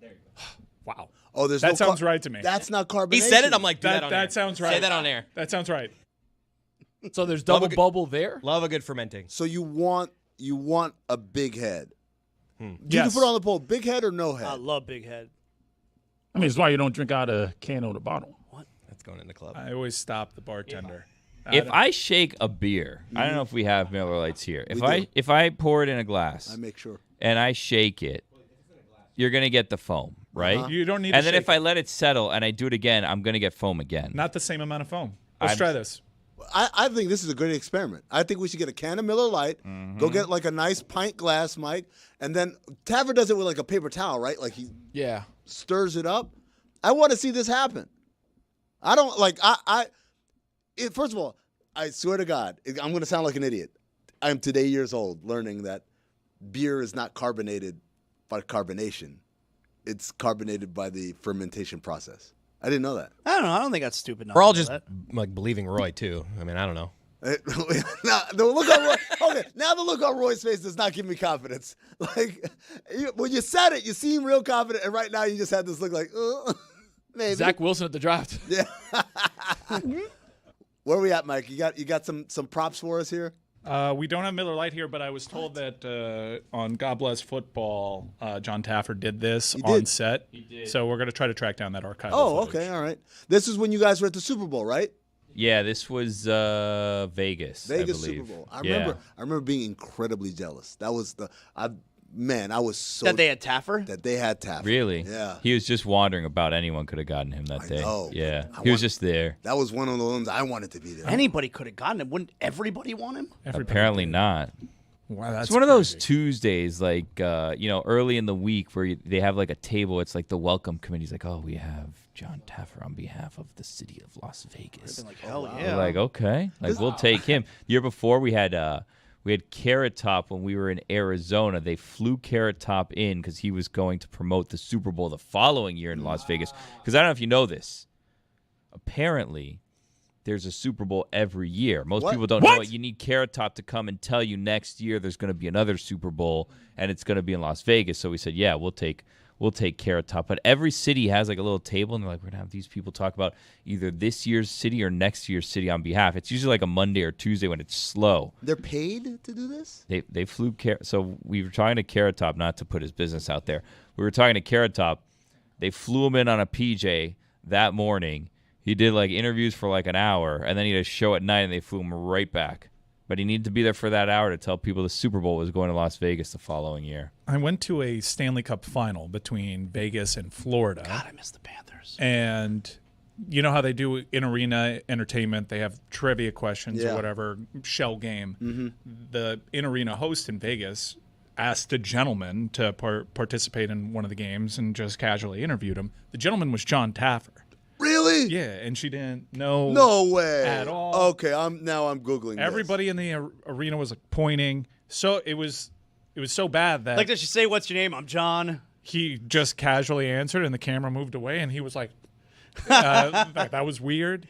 And then it was so obvious that a mistake was made that 10 minutes later, they came back with John, I just noticed who you were. Like, that was a tough look. Wow, I'm looking at there's a lot of Taffer Golden Knights content. It's him with a very large Golden Knights jersey on, which is funny because he has short arms. CB. He's got short arms. He can't. I'm sure he's done like pregame entertainment before. He was just casually asked a trivia question at the Stanley Cup final. He's often at the Knights games. Everyone's there, huh? They say Little John is there. Mm-hmm. All the residencies, all the resident DJs and in all the casinos, they often do They have a stuff fun there. in-game experience. Yeah, it is really fun. Yeah, they got us at one time. Oh well, yeah, 2 years ago. Well, they got us 4 times. We only got them 1 time. I was there when they clinched. It was brutal. It's tough. Were you as a show employee or as a fan? No, I just went. You just went. Yeah, Man, That's hard times. just got it like that, huh? Wait, Just go to maybe Vegas. For that the one I Stanley may have Cup. actually, because remember the next morning I was on the show. That one they may have paid for my flight. I've gone to like I went to the Bills game a couple years ago. Like It's not the flight that I'm curious about here, Chris. Anyone could fly to Vegas. It's not hard to fly to Vegas. Right. It's the Stanley Cup final Oh, like the entrance to the game? Yeah, I believe I did do that because the Metal Arc always does credentials, and I want to go. Oh, so you said no to the credential. I'm going to go. Like, they probably paid for my room and flight, and I was like, you know what? I'm not taking credential. I need to be. I'll buy myself a ticket because I don't want to behave. And then we lost. You need to be around everyone losing 8-1. Right. He wants to drink beer. Miller Lite. Speaking of drinking beer, we got the video Taffer with Billy and Stugotz at the Super Bowl. Right. Now, a lot of people that are rookie bartenders are so scared of too much head, they pour the beer like never. This, right? Yep. Really slow. I got to be honest. That's how I do it. And your hair's getting gray. Yeah. Right? And I mean, this is the way they pour that beer. Yeah. Then the guy who's a more experienced bartender, you know, he'll fill the cup more like this, put the beer next to it, and give it to you that way. Now, what happens? If you drink that beer when you put it in your stomach, nothing happens. Nothing happens. But if you take this beer and put it in your stomach, look what happens. Oh, wow. I didn't know my stomach was made of paper towel. I'm simply showing you, if you pour it faster, you can drink more. Right. See, when you pour it slow like this and it bubbles like that in your gut, you're going to drink less beer, aren't you? Yeah. You're bloated. Yeah, but you feel like you're drinking more beer at the time, you know? But neither of those is exactly correct. The middle is where you want to be, of course. Billy, you disrespectful. I still don't get it. Looking at the two, they look identical to me. Well, like the two cups. Yeah, can I be honest? It was the reaction to the paper. Like, if I'm being honest, I don't know what he's trying to tell me there.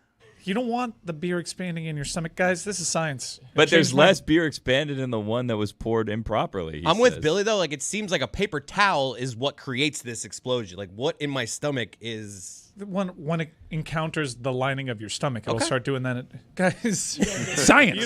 It's a big head, no head situation. You don't guys don't get it. You guys are no head guys. I Okay. have bounty insides. Is the thing. Why don't you get? Oh, no. this? I pour beers like this. Like, when I'm out for a night, if I'm having a night, like, first beer is being poured terribly because I'm like, I got to create some... I don't want Don't to we fill have up. proof of concept? I used to do it the way, just drinking it out of the can, and I would get more bloaty than I do. This is not my mind playing tricks on me, guys. And that was a Miller Lite, despite the beer being cold. I pour my canned and bottled beer in. I ask for a glass so I can pour it in and release the bubble so it's not in my tummy. So whenever you're out, easier. so if you go to Las Rosas, you say, "Let me get a Miller Lite." Mm-hmm.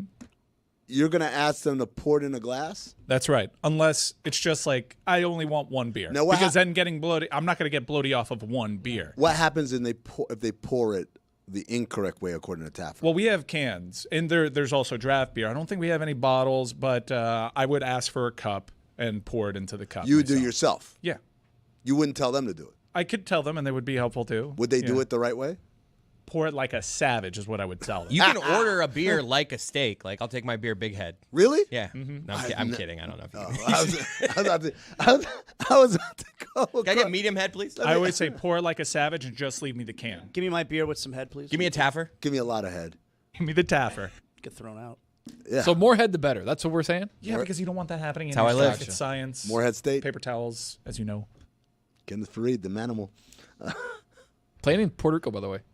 Yeah, he is. Still playing. playing. Still out here. Still doing his thing. Still doing his thing. That was a guy who I didn't think that was going to be that good. Ended up being someone decent in that game we played a couple weeks ago. Yeah, he's hung around a lot longer than I thought. Yeah, well, he's an effort guy. Like, he was never going to be more High than motor. than what he, but the high motor will get you places. I mean, didn't his skill set appear at a time? Like, that was like the only window of time that it could work for Kenneth Faried in NBA history, maybe. I think it could work now, but again, it's like he didn't know how to shoot, though. no, yeah, but like he's not going to be a starter. Everyone needs there's only like guys like that are matchup dependent. He's the guy that would be your 1 in, 4 out, 1 in, and then he's the guy that set the screen and then you throw lobs because he's a great athlete. He's going to finish above the rim. But night in, night out, starting at the 4 in Not today's starting. NBA, No, that doesn't happen. He had a really nice career. He Kenneth couldn't Faried. start. Yeah, he hit the exact window of time where he could make money and play and have a resume. Yeah, because there was that slight window, like, oh, we don't need a cement block-footed power forward. Let's get an athletic guy, a nimble guy to come out and guard some of these guys that can shoot. But then the game evolved so quickly that guy also needs to be able to shoot and handle and do all that stuff. I don't think he needs to. I think you can still be a big that is like active and dunks and rebounds and defense. Problem is he wasn't a good defensive player. Like, he was a guy that got lost in schemes and stuff like that. Well, people think that because he was just a rebound guy. It was just look. I watched a lot of Kenneth Faried. No, I know. He was the Great nickname, though. The great nickname, the Manimal. Again, I'm always a fan of when you have a good nickname, like a real nickname, not like a play on your name or something like Joker. I don't like that nickname. I get it. I get why. I don't think it's creative enough. Right, like he's not a joker. He doesn't have personality of a joker. His style of play is not how Joker would play. I think I'm with you there. What's the best nickname in the NBA right now? What's the best nickname in team sports? I know UFC has this thing on lock. Everyone's got a nickname. Yeah. But like in team sports, in the NFL and baseball, right now, the best active nickname. I'm trying to. If I hit you with, well, I can't say Slim Reaper because Durant does not. No one calls him Durantula? that. No. There's someone who tried a baseball player, right? He's trying to steal the name Durantula. We're like, no, you don't get to do that. There's a whole sneaker named after that, right? That's active, though. That's tough, I'm telling you, they're not good. Like Donovan Mitchell, Spider Mitchell's like, that's okay. That's with an A, yeah. Right? Does Bam count as a nickname? Because he's Idris now. Yeah. Is that it? Bam? Is Bam the best? Greek Freak? That's a really good one. It's not bad. Honey Badger. Honey Badger. Do they still make posters? No longer active. Retired. Yeah, that's true. Yeah. Retired or not retired? Retired. Can you go to a department store and buy a poster to hang up on your wall, or do you have to go on the internet to do that these days? We talked about this on the Dracula 2000 episode of Cinephobe. All you have to do is go to the Virgin Megastore. I love that. And they've got plenty of posters perusing through the entire archive of the catalog of poster options. You want Jim settling, Morrison? Now this is the Eminem poster I need to have. It's like Jim Morrison, Eminem, and then Tupac. Yeah. All eyes on me. Christina Aguilera. There it is. The Millennium album cover. There's the You remember game. that one? Sit on the wheel. On the rims. Oh man! Wow. Wait. What? Were you guys all poster people? Oh yeah. Let's put together a top 5 posters. I have the feeling Zazzle had the one where the Patrick Ewing one where he's taking a jump shot. It says Ewing in big No, block. I had. How dare you? No, when I was a kid, I had all wrestling posters, and then when I was a teenager, I had all music posters. I never had. What were your music posters? Led Zeppelin, of course. Okay. Pearl Jam, Rage Against the Machine, I've Floyd. got you as the Pink Floyd Dark Side of the Moon. I had Pink Floyd. I had the one Natural. with all the girls and the asses. You know, the album covers. Yeah. 2 Live Crew? No. Oh, that's the one. That's the one I was thinking That's the about. one I was thinking about. Yeah. What about Scarface? I feel like in college, I have one at my parents' house. I have a Scarface poster, the movie poster. That they put tracks. out. That I tracks. have Not it Ghetto Boys, but framed. the movie. Is it framed? Yeah. I'm gonna see if I can take a picture of it. And I had the big banner of Jim Morrison's mugshot, lewd and lascivious behavior. Yep. Dukes of Hazzard, Jessica Simpson. In my That was a in my poster? college dorm. Oh, That's wow. very embarrassing. No, it's not. Cinephobe episode. Also tracks. Yeah.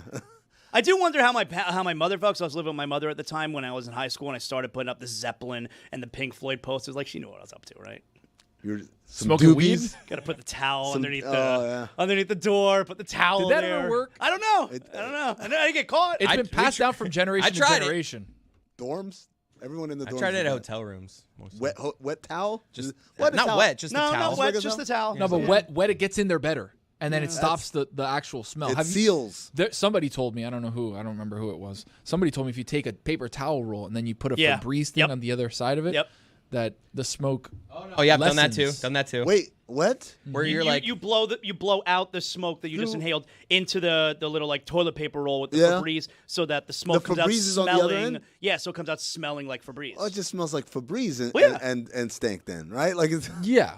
it's not, like that doesn't- we're trying to mitigate here, not completely. I'm trying not to get caught. I mean, I'm only 16 years old. All right. Oh man, the things that as a teenager you thought that would fly. Oh, the things that we used to do as a teenager when it came to stuff like that I would never consider doing now because it's dangerous. That's right. Like the things I was doing back then. Oh, like what was I thinking? Yeah. I remember one time though. You do everything not to get caught, right? Yeah. You're doing such a good job, and you could even make up stories like, oh, what happened here? And then one night, I left something in my pants. Goes to the wash. Laundry? Oh. Yeah, it goes to the wash. And my mom comes out. She goes, hey, I found this in the laundry. And I was like, what was the lie you came up with? I got nothing. You got nothing? You always got to come up with something.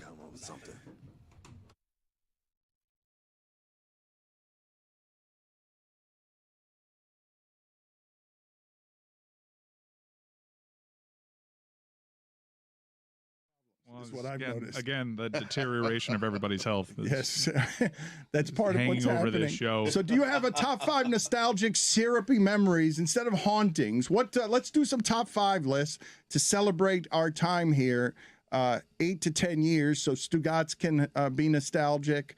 So that Roy can It's been be 8 to 10 years for everybody else. It's been 20 to 30 for Stu. Yeah, it has. It All really in has. space, by the way. Yeah. Billy can get emotional here. Teach the I young don't want to ones. leave. What? I revealed so that not today true. in the Liar. garage. Billy said that to me. Yeah, I was having a heater in the garage. He was talking to Cougs upstairs in the garage. I was walking down. Who's Cougs? Cougs. Oh, you know. Do you not want Come on, to? Do you Dan. not want to? I am more worried about them finding a body underneath your desk than I am in Mel Reese. I have a plastic container. I have to take all this stuff today, I was told. So That's why you don't want to leave, because you got to clean up. I like it here. I mean, downtown floods. I don't know if we're supposed to say we're going to downtown, but it floods there, and anytime it rains, I'm gonna have to get a boat or a kayak to get from my car. Is it Judd Apatow sock puppet still over there? No, I think one of the dancers took that. To be clear, we have a day and a time of great hope, and you're already fearing change. You're It's already not fear, as I'm comfortable here. This place is fine to me. Billy's Fear is brought to you by Miller Lite. Just 3.2 carbs per 12 ounces. I'm gonna see the new studio today. Maybe that'll change things. You don't want to move? You don't want to move? I mean, I don't think I get a vote on this. I think it's happening whether I want to or not. Yeah, we're a little further along. But I am excited for everybody to experience the new building. I've gone over there a couple of times, and I was honestly moved to tears the first time, just because there's so much space. So much space to do tears. this. I was, yeah, because it feels like. Were you wearing a hard hat? No. We're beyond that, but not to get too into it. And I'm sure there's plenty of time for nostalgia and stuff like that. But I've been through a lot, man. It's been hard. We've been through a couple of different companies and a bunch of different incarnations of the show. I've had really good memories here, and I've had some professional lows that I would just like to remove myself from. I feel like all those emotions every time I come into this building, which is good and bad, and I'm just really excited for a new mile marker for the company. It feels like actual growth, because we're going to do this in a much nicer place, and I'm excited for that. All that space in the new building also sponsored by Miller Lite. Killing it. We will get to the top 5. Good contribution so far, Greg. Did you slur this? I mean, when he starts to drink, Miller Lite, The guy's bleeding. Leave him alone. I mean, he is bleeding. He's got another wound. But Billy thinks he looks look great, though. It looks Yeah, like he's had exactly. work done. Thank you, Billy. I don't think Billy was being sarcastic. I wasn't. I mean, you have a nice haircut, clean shaven. Got a pep in your step today. Pep in it. Mm-hmm. We have. I should probably just tell the audience, because I remember promising Stugotz, and I've lied here, and I try not to lie to the audience or anybody. Same. That I would.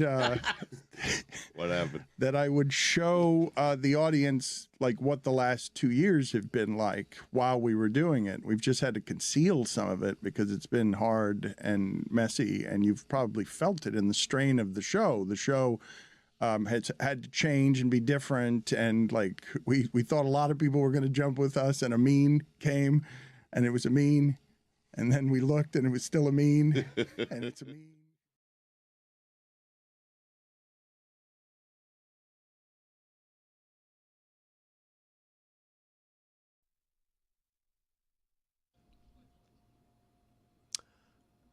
I hate cowards. You want to talk trash? You want to talk mess? Talk mess and own it. I hate cowards. You someone in particular you're thinking? Yeah, I'm thinking of someone in particular. Are they in this room? No, they're not in this room. We don't have we don't employ cowards around here. Okay, very good. I'm talking about Dylan Gabriel. You didn't like what he said. You don't believe him? I don't believe him. So if you don't know, Dylan Gabriel, he started for the Browns this weekend. He played all right, I guess. A couple turnovers. Afterwards. I mean, pick six is bad. Yeah, that's tough. Afterwards. Losing the ball is bad. He says, there are entertainers and there are competitors. My job is to compete. Well, you can read into the ad, right? Yeah, let's read into that. I mean, He sure didn't entertain. We know that. Mina said that his first drive looked good. And then I tuned in and I saw the other drives and they did not look good. But, at least he has all the size that you want at the position. my thing is this, man. It's all right. You're in a battle for who's going to get this spot. You're in a battle with another rookie. That guy brings a lot of pizzazz to the table. You're trying to position yourself as, I'm the steak and potatoes, and this guy is just all flash, right? We all know that Flacco's starting, right? Yes. Yeah. This is not. Yeah. No, but they're not. None of them are competing to start week 1. They're competing to start like week 6 for the future Right, of this franchise, but it's buddy. constantly being discussed on debate shows as if Shedeur Sanders or even Dylan Gabriel, much less so Kenny Pickett, as anybody else has a chance to start week 1 for the Cleveland Browns. You know what? It's going to be Joe Flacco. You're right about that. You're right, because when else has it ever been? When else have we ever paid attention to the backup quarterback competition? Quinn Ewers and Zach Wilson. What are you talking about? We're paying attention. That's to local, that. though. Yeah. No one else. This is a paying national attention show. to that. We're tastemakers. It's not as sexy when you position it that way.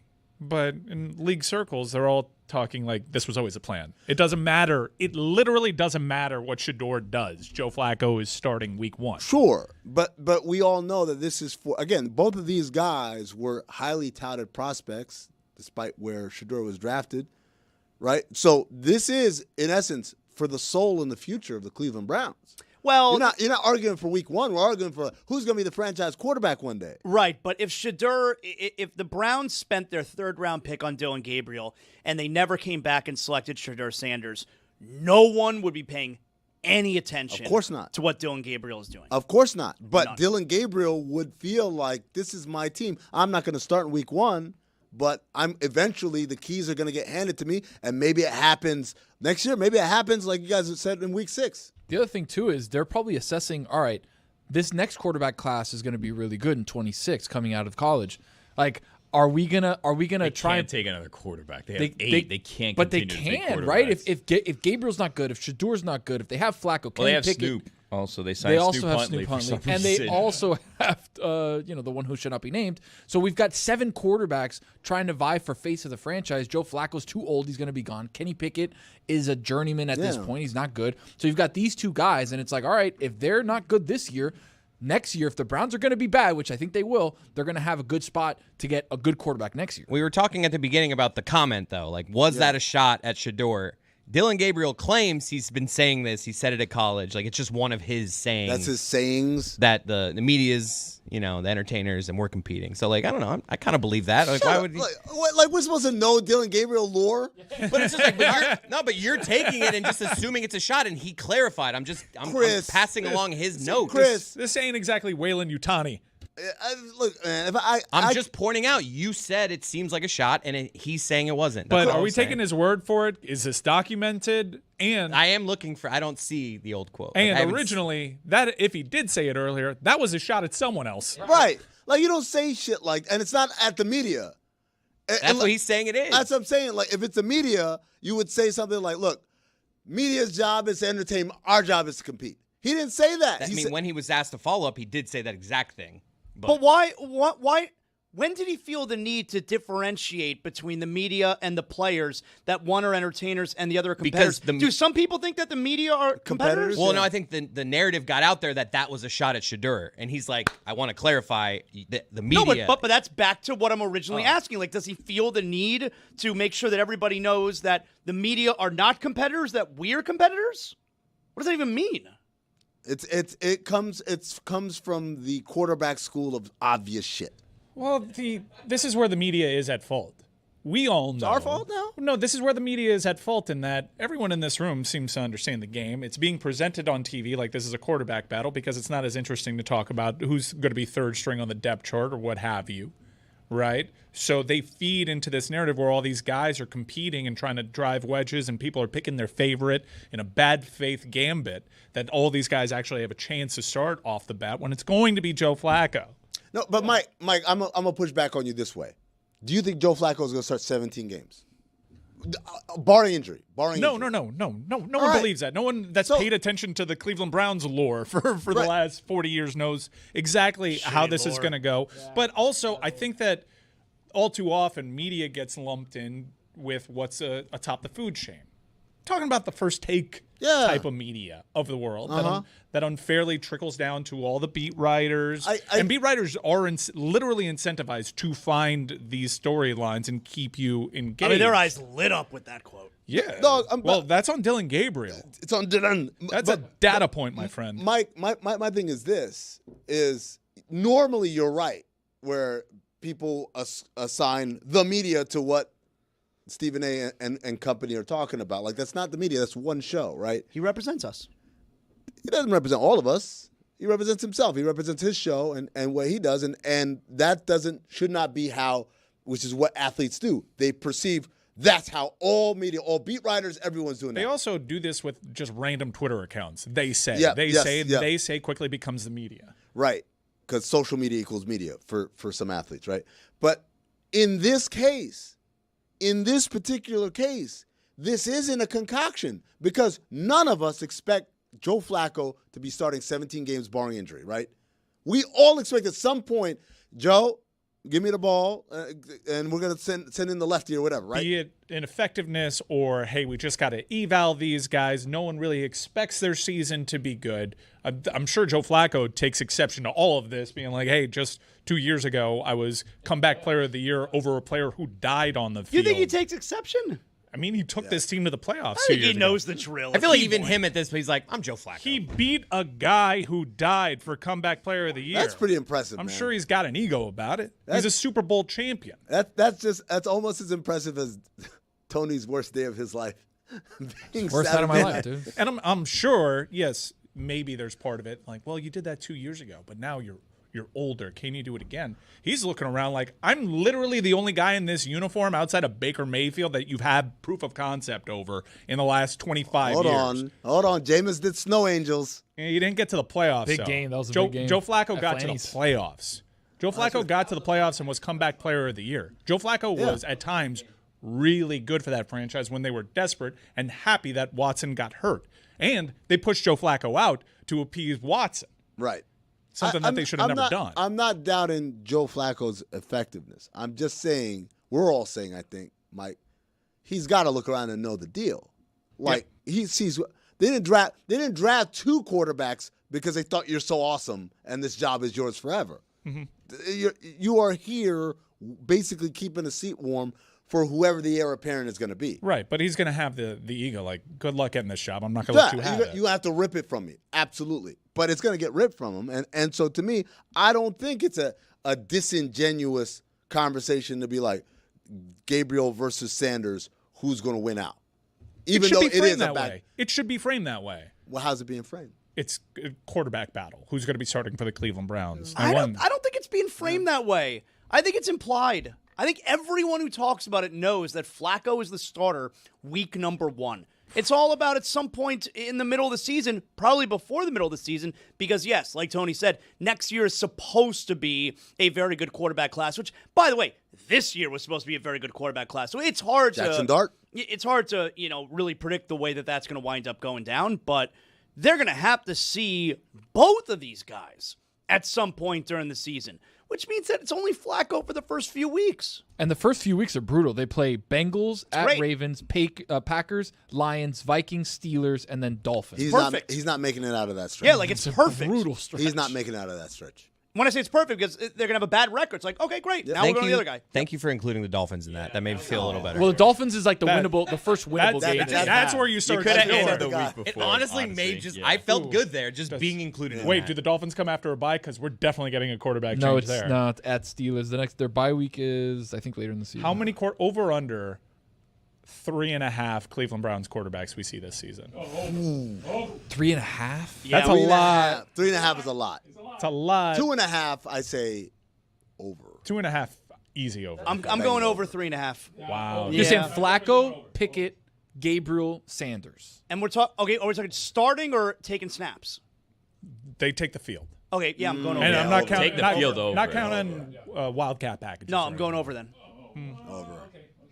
If you said starting, I would have thought twice about it, but just taking snaps at any point, I'm going over. If they're thinking of taking another quarterback next year, what Zaz is saying is right. Like, you need to give Shador and Dylan both chances. And even then, when you're playing both of them, you're not going to get enough to decide if that's your franchise quarterback because they're not going to have a long enough leash to struggle and come back. Unless one of them comes out the gates just blazing, and then it's like, oh, it's his job now. It's a very strange franchise that has looked for an answer at quarterback. They had 2 guys that took them to the playoffs, one of them being a former number 1 overall pick, the other guy being a former Super Bowl champion. And they pushed them out the door. It's so bizarre. It's because they're white.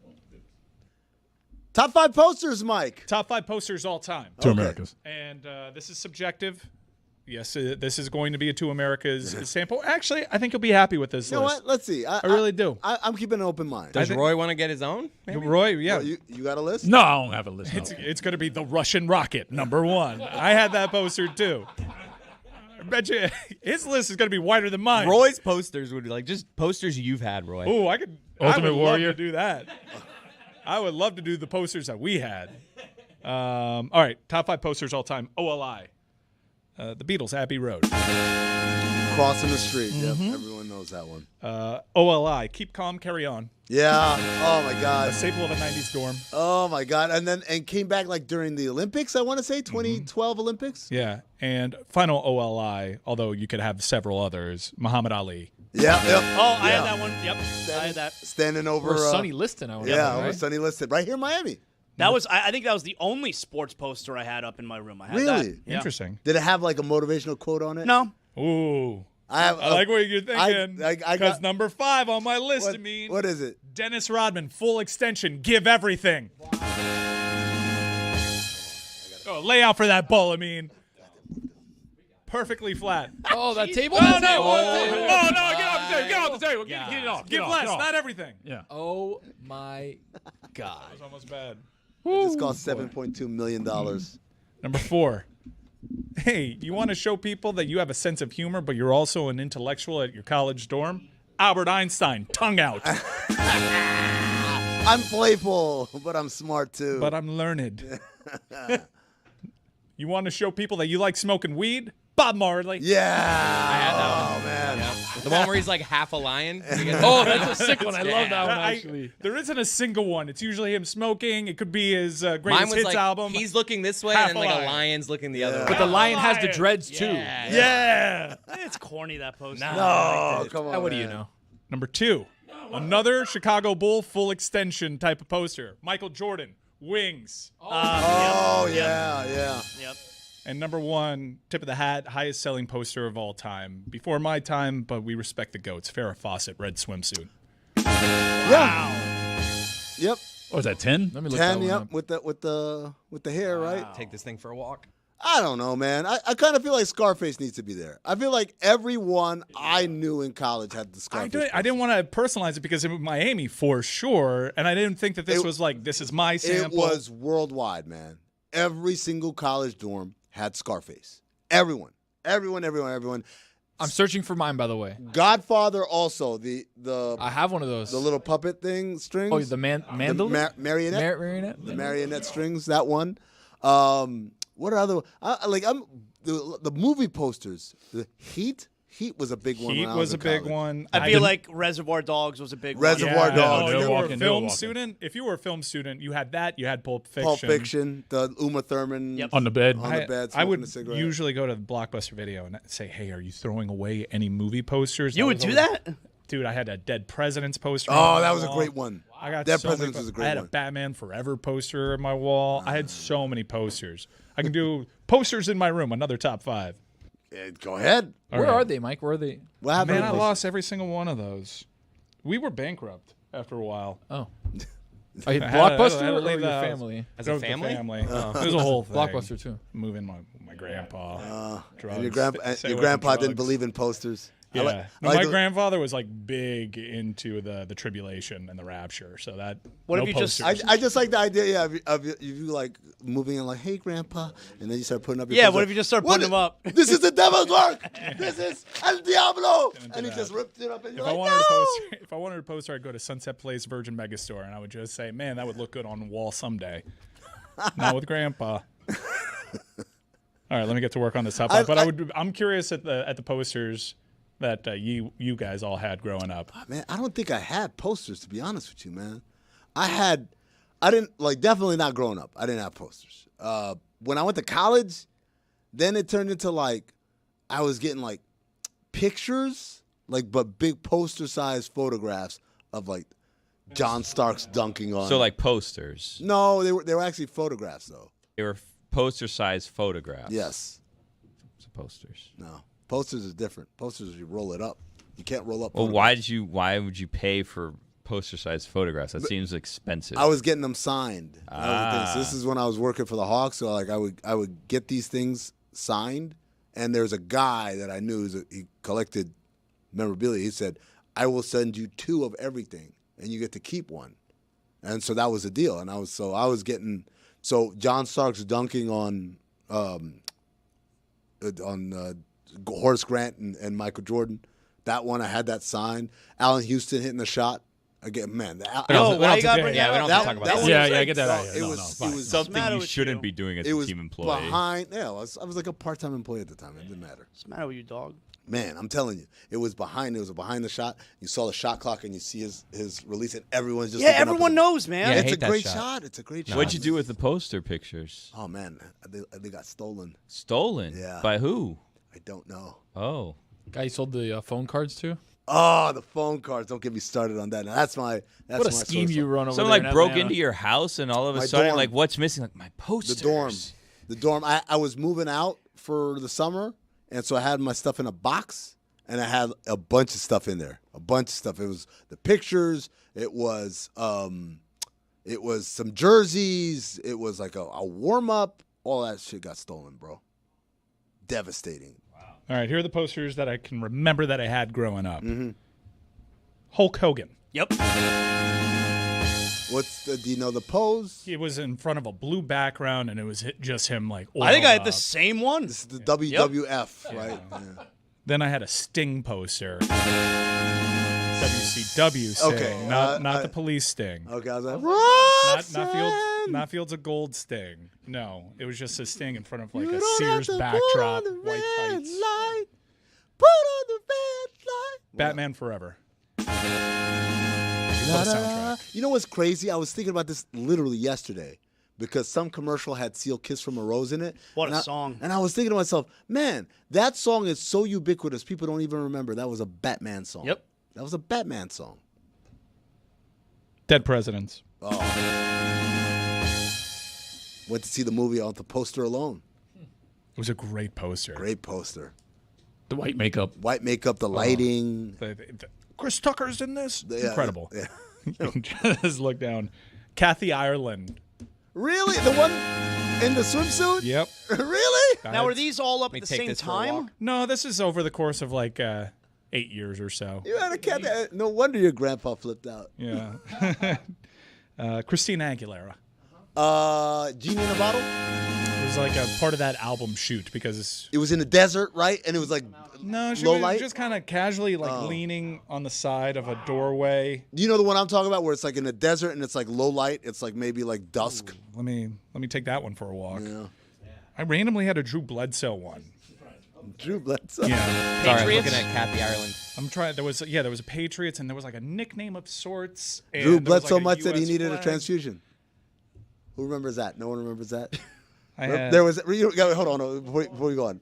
So there was a This Is SportsCenter commercial where they were like training people to be SportsCenter anchors, and Boomer's like, "All right, what's Drew Bledsoe's nickname?" And the guy raises his hands like, "Drew Bledsoe much that he needed a transfusion," and the guy's like, "Trick question.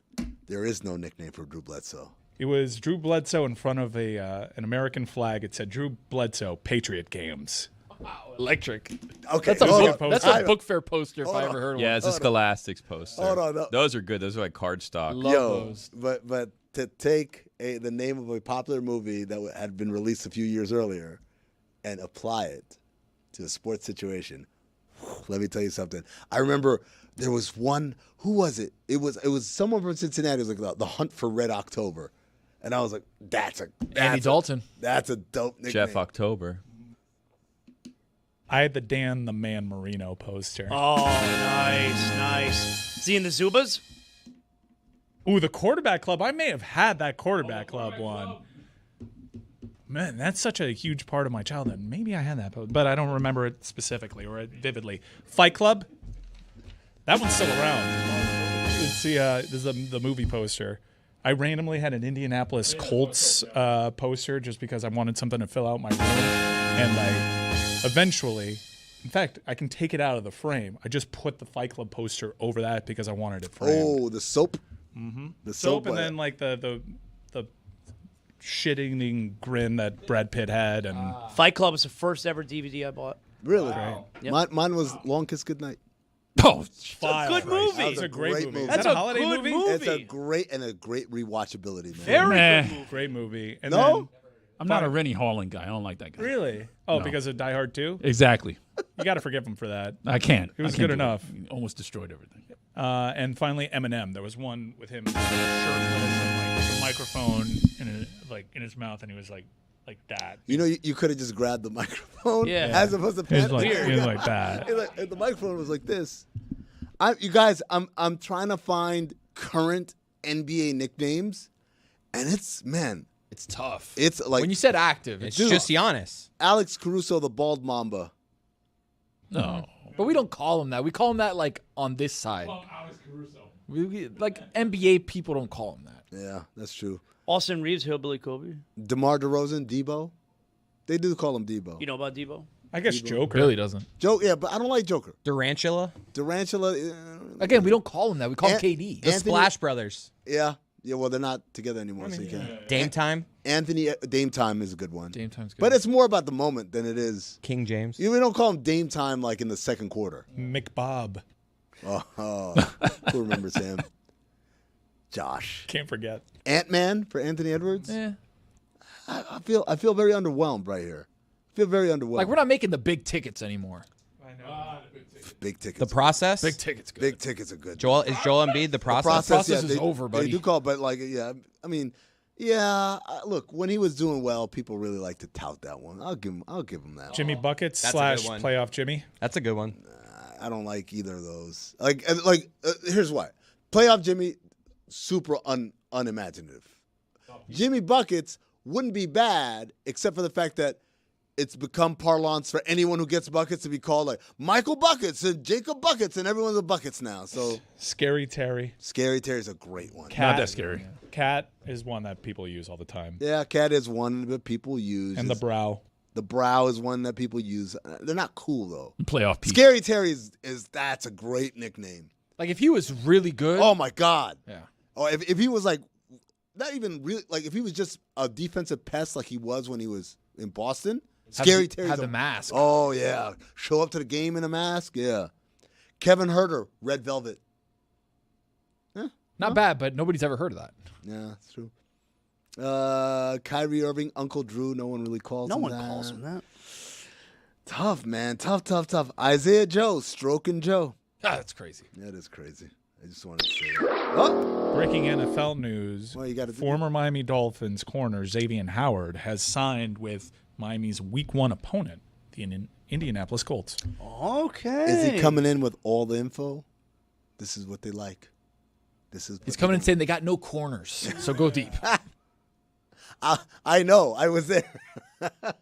So what would a team have seen from him now that they didn't see last year? He went the whole year without playing. Him being healthier? All right. Connect 4. Dalton Connect. That's a good one. That's a good. I mean, I didn't know who you were talking about. Yeah, I thought you can't were be like, a why good is he one, talking then. about a board game all of a sudden? Connect 4. Yeah, Dalton Connect. And he wears number 4. It says Trey Young's nickname is Ice Trey. Yeah. That's That's a legitimate nickname. And it's probably one of the better ones that we've got going on right now.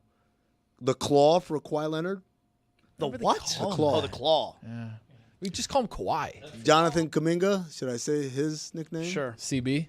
Well, no, it's not. It's a bucket of some sorts. KB. I'm gonna go with no if you're that nervous about it. I'm not nervous, but just so I let you guys know. Especially Jonathan Buckets. knowing where your line is. Brooke Lopez, Splash Mountain. Never heard. I never heard that. I've heard that a lot, and it's because not only is he big and he hits threes, but huge Disney fan. Disney adult, yeah. Loves Disney. Did anybody else have posters growing up? I mean, I did. Like I said, they were all those music posters, and I had wrestling posters before that. Yeah. Just a one wrestling poster? No, I had Hulk Hogan. I had the Hulk Rules one that you just talked about. Yes, for sure. I also had an Ultimate Warrior poster, and I had Demolition. Yeah. Demolition Man? Demolition Man? No, Axe and Smash. What's wrong with you? Oh, sorry. The Demolition Man poster was hot, You took me back. I had a Demolition Man poster. Yep, right? Wesley and Stallone. Face to face. Yep. Face to face. Oh, man. Oh, and I also had Heart Foundation. Those were like the ones that I had. Those were my wrestling posters. You really was like, you was about that life, huh? Not was. Yeah, man. When I was like 8, 9, 10 years old, I had all wrestling posters. Just went to SummerSlam. SummerSlam 2 weeks ago. I know, but like it's different when it's like you're surrounding yourself with like the idea that look, he loves sports. He's I always used to loved get sports. WWF the magazine in the mail every month. Did you ever want to be a wrestler? And when did you? No, never. A manager? I knew I wasn't going to be big enough. I mean, Did you want to be a manager? no, See yourself like I could be Jimmy Hart. no. Or I could be Mean Gene Okerlund. I was about it, man. I loved it. It was my love growing up. Dude, the poster for Demolition Man is This so is great. electric. I'm telling you, man. You like, have John Spartan and Simon Phoenix facing off. Stallone over John Spartan. Snipes over Simon Phoenix. Subtext below Stallone's What's the face. tagline? Wait. We're getting there. Okay. This has a lot of script. This is I've never seen this movie. This is electric. Yeah. You never seen I've it? never seen Demolition Man. All right, What? so it sets up your face off, and it's got the 21st century's most dangerous cop. I'm in. Then under Snipes, the 21st century's most ruthless criminal. Oh, I'm double in. Demolition Man. And then below that, the future isn't big enough for the both of them. Oh my God! Are you kidding me? Tony, 3 Shisos. I know a lot of people listen to the show like, here they go. They're talking about these old ass movies. I am telling y'all right now, I guarantee thorough entertainment if you watch this movie. Wow. Tonight. Always Strictly in the This- United States. This strictly in the United States. This Old-ass movie movies. it is electric, right? And It's by a the fun way, movie. not for nothing. Guess what? Kind of prophetic. Wow. Yeah. Kind of prophetic. Yeah, Taco Bell, yeah. Taco Bell is everywhere. Number one. Number two, people getting fined for saying the wrong things. Oh, You are. Wait, Mike used to do this really well. Don't forget 3 Shells. 3 Seashells, greatest mystery in cinematic history? Of Absolutely. Still trying to figure it out. course. Mike, I just cursed in the future. What happens? John Spartan, you've been fined 1 credit for. There you go, man. They Oh, that's Too what close that's to that, from. actually. I've heard that reference before. right. Yeah. That Was and a then rejoin. then also Caveman. the VR. They got the VR in there. Yep. That did not look like good sex. It didn't, but it's VR. And it's a really young Sandra Bullock. She was so cute. She still is. Yeah, she still is, yeah. I love Sandra. Fuck you. I love Sandra Bullock. Horrible bosses. Dan too. Cortez, I think, plays 2 roles in this. Really? Really stretches it. Yeah. Dan Cortez, yeah. I think is he the singer? Is he the lounge singer? Garden in the valley. Valley in the garden. I haven't seen a movie in 30 years. No way. Garden of the jolly We should have a green rewatch. giant. Let's have a rewatch right now. Fire it up, video team. Demolition Man, right now. Will be your second screen experience. Exactly. You'll watch us watching Fall Demolition camps are Man. closing everywhere. Installs going in. We're going to rewatch Demolition Man. I'll tell you, I mean, 2 kinds of movies. I'll watch all of them. I love time travel movies. And this, I mean, does this count as time travel? Yeah. It's Well, futuristic. they were Spartan, yeah. cryostasis, so it is kind of time travel of a Okay. sort. Yeah. I'll watch any time travel movie, and I'll watch any prison movie. I love time travel. I love prison. Escape I don't want to Plan? go to prison because I would be holding somebody's pocket. It would go terribly for me. This is a perfect film because it's kind of both. Yeah, there's prison in the future. Yeah. You like Time Cop? Love I was going to say, that's like Time combo. Cop. Love Time Cop. Time Cop. Great movie. Foul. Dude, Time Great Cop, movie. great, and also Time Cop, I think I could do it better. Hollywood, give me a budget. You guys love existing IP. Give me a budget. It's a great movie. Time Cop should have been him. Most of it should have been him trying to solve the mystery, going through time, trying to find these crimes that he was doing. Remember, he went back to like the stock market, and then he went back to like the Civil War and all that stuff. Because that's how the congressman was raising Was the money raising to the money. become president, Yep. right? That's how they should have done it. Instead, they kind of yada yada that part and got right into the conspiracy. And he had Mia Sarah. I mean, I hadn't seen her since Ferris Bueller. That's right. That's right, man. I forgot about that. Have you Escape Plan? Yes. I like that movie. Love Escape Plan. I like that movie. Yep. Love Escape Plan. Yep. Escape Plan 2? No, I haven't seen Escape Plan Oh. 2. But you love the first one. Yeah. So Whatever. I don't know all the time in the world to see every movie. What more do they have to do? Love prison movie. You ever seen Brawl in Cell Block 99? No. Oh, Vince Vaughn? No. That's a good movie. I've seen that. That's good. That's a good movie. Brawl in Cell Block 99? Brawl in Cell Block 99. I've never even heard of that. Yep, that's a good movie. It's low Vince Vaughn budget. playing a badass. Yep. This guy's being dudes. This is what a podcast is. Time Cop and Demolition Man. I've got my viewing for the next couple You days. haven't seen Time Cop No, either? no idea. Vince Van Vaughn Damme's is, in it. is Wow. bald in this. Yeah, he's a badass. I would now 90% on Rotten Tomatoes? It's a very good movie. It's good. Hard Target is better than Time Cop. No. Yes, it is. No. He smacks the snake. No. Smacks the snake. No. Time Cop's better, man. Smacks the snake. Time Cop, man. What was yours, Mike? Hard Target. Hard Target. I think there's a great So Tony, fight are you in a are you not in candy on the shop? Van Damme movies? No, I like Van Damme. Like, what was one of the other ones? Blood In, Blood Out? No, Bloodsport. Bloodsport. Yeah, it's all Bloodsport. Kickboxer. Kickboxer also. Oh, that's the best nickname. That's the best nickname. James Johnson, Bloodsport. Hands down. I give you Bloodsport. That's his nickname. Don't I That's have his to nick- know it's his nickname for it to be a good one? That's his nickname. That's his nickname. They call him Bloodsport. And it's like, it's the most fitting nickname in the world, right? This dude roundhouse kicking people. Yeah. Oh, Bloodsport. My favorite prison movie? Mm-hmm. Shot Caller. You ever seen Shot Caller? No. Best prison movie. Better than Shawshank? Well, no. All Okay. right. I mean, like, Better- Shawshank's an all-time Better movie. than Let's Go to Prison? You ever seen Let's Go to Prison? Who's in that again? Dax Shepard and is it the one with DJ Qualls? Arnett. Will Arnett. Oh, no. I haven't DJ seen that. Qualls had a run. DJ Qualls, man. Road trip. 3-year run. Yeah. What about Get Hard? Get That Hard. movie's awesome. That movie's Yeah? so funny. Are you kidding me? But I don't know that it's really a prison Yeah, I movie. was gonna None of it ask, takes is it a place prison in movie? prison. It's prepping him for prison. Yeah, that doesn't really It's count. leading up to prison. Shot Caller, amazing prison movie. It stars Kingslayer from Game of Thrones. I don't That's know his name. That's his name. Jamie Lannister. Yes. There you go. Do you watch just prison movies or prison shows too? No, not really prison shows. You didn't get into Prison Prison Break. Break? Oh yeah, of course. Of course, I watched Prison He had Break. the map on his back. Incredible show, and I watched it when it was live, when it was on. It's not like somebody told me, "Oh, hey, you should go watch Prison Break." No, I'm an OG Prison Break fan. Love Prison Break. How long did you go before you're like this is? Yeah, This is a when they little kept too trying much. to break out of prisons, I was like, "Come on, man." No, I lasted the whole time, but Really? granted, the first few seasons are the best. Well, I mean, didn't they try to run it back and reboot the series they several did. years later? They did. Where Michael Scofield came back, he was alive. Yeah. What? How's he alive? Yeah. You like that? Did they bring him back? Did you like the reboot? I don't even remember it, so I couldn't have liked it that much. All right. Yeah. Love What about prison other movies. prison movies. There are a lot of prison movies. Hell yeah. Deadpool 2, prison movie. That's not a prison. Yes, it is a prison. What? Shawshank Redemption. That's a superhero movie. Yeah, come on. Steve Martin. You said that? Well, you know, He said that at the very top of the line. We've established that's the best prison movies. We don't even count it. the warden was in Demolition Man. Who Really? was? Yeah. Caveman. Caveman. Blood In, Blood Out, prison movie. Yep. Yeah, I like how I'm testing. Like, Zaz, do you approve of this? I can confirm. Yeah. Ernest Goes to Jail. Oh yeah, that's a good one. How many places did he go? Man, Ernest lot. got He went to wrecked. jail. to He went to Mars? camp. He was scared stupid. He was scared so stupid. Oh, I got one for Zaz. I know Zaz is gonna love this one. Law-abiding citizen. Great movie. Oh, that's a good movie. Foul. Yep. Good Gerard movie. Butler. Good movie. He goes to court, and then he actually argues for his freedom, and he wins, and then he goes off on the judge for letting him go. Like, he calls her all types of names.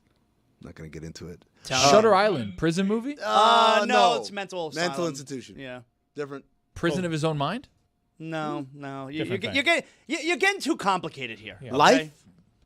Oh, Life was excellent. Eddie Life's Murphy? an excellent movie. Do I consider that a prison movie? I mean, I guess it it is, but it's a comedy, you know? They had to escape. Cuckoo's Nest is not a prison movie. No, Nope, that's mental mental. institution. Mental institution. Yeah. Dark Knight.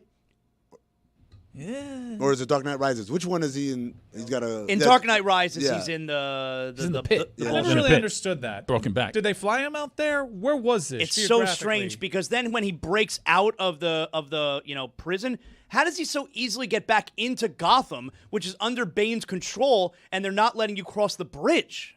It's really weird. That is true. It's a plot hole. That's It a massive is. plot hole. Yeah, what? Where the art direction here is all orange and dusty. All right, where is this? Just in the world. Right outside of Gotham. You go a couple miles. It may have been in Gotham. I mean, how do you get back into Gotham? How do you get out of the desert once he got out of the hole? There's nobody there, right? So much Just exposition needed here. But broken back. The boy fixed it, remember, because he climbed up the thing. He fixed it. Look, Nolan was dealt a bad hand. He's doing Clearly, push-ups. the Joker was supposed to be a huge part of this story. Yeah. I think he did the best he could. Honest to God, I watched Dark Knight yesterday. Movie's so good. Yeah. Heath Ledger, good performance. Yes. Anytime I watch a good movie, I feel like I've won the lottery. And just so you know, we're actually teaming up with Jackpocket, America's #1 lottery app. Play Powerball, Mega Millions, even scratch-offs, all with just a couple taps. New customers get $5 in lottery credit when you download the app. Opt in and use code SUPERFAN at sign-up. Go grab the Jackpocket app. Use that code, and that's it. Dark Knight Rises better than Dark Knight. Okay, that's just incorrect. That's asinine. Just incorrect. Now we're just saying things that are wrong. I like Dark Knight Rises better. I think it's better. Subjective. I like Bane better than Joker. Hey, guys, do Haywood Highsmiths grow on trees? Yes, they do. We'll get into that. Once the live hour's over, right here on the Dan Le Batard Show with Stugotz.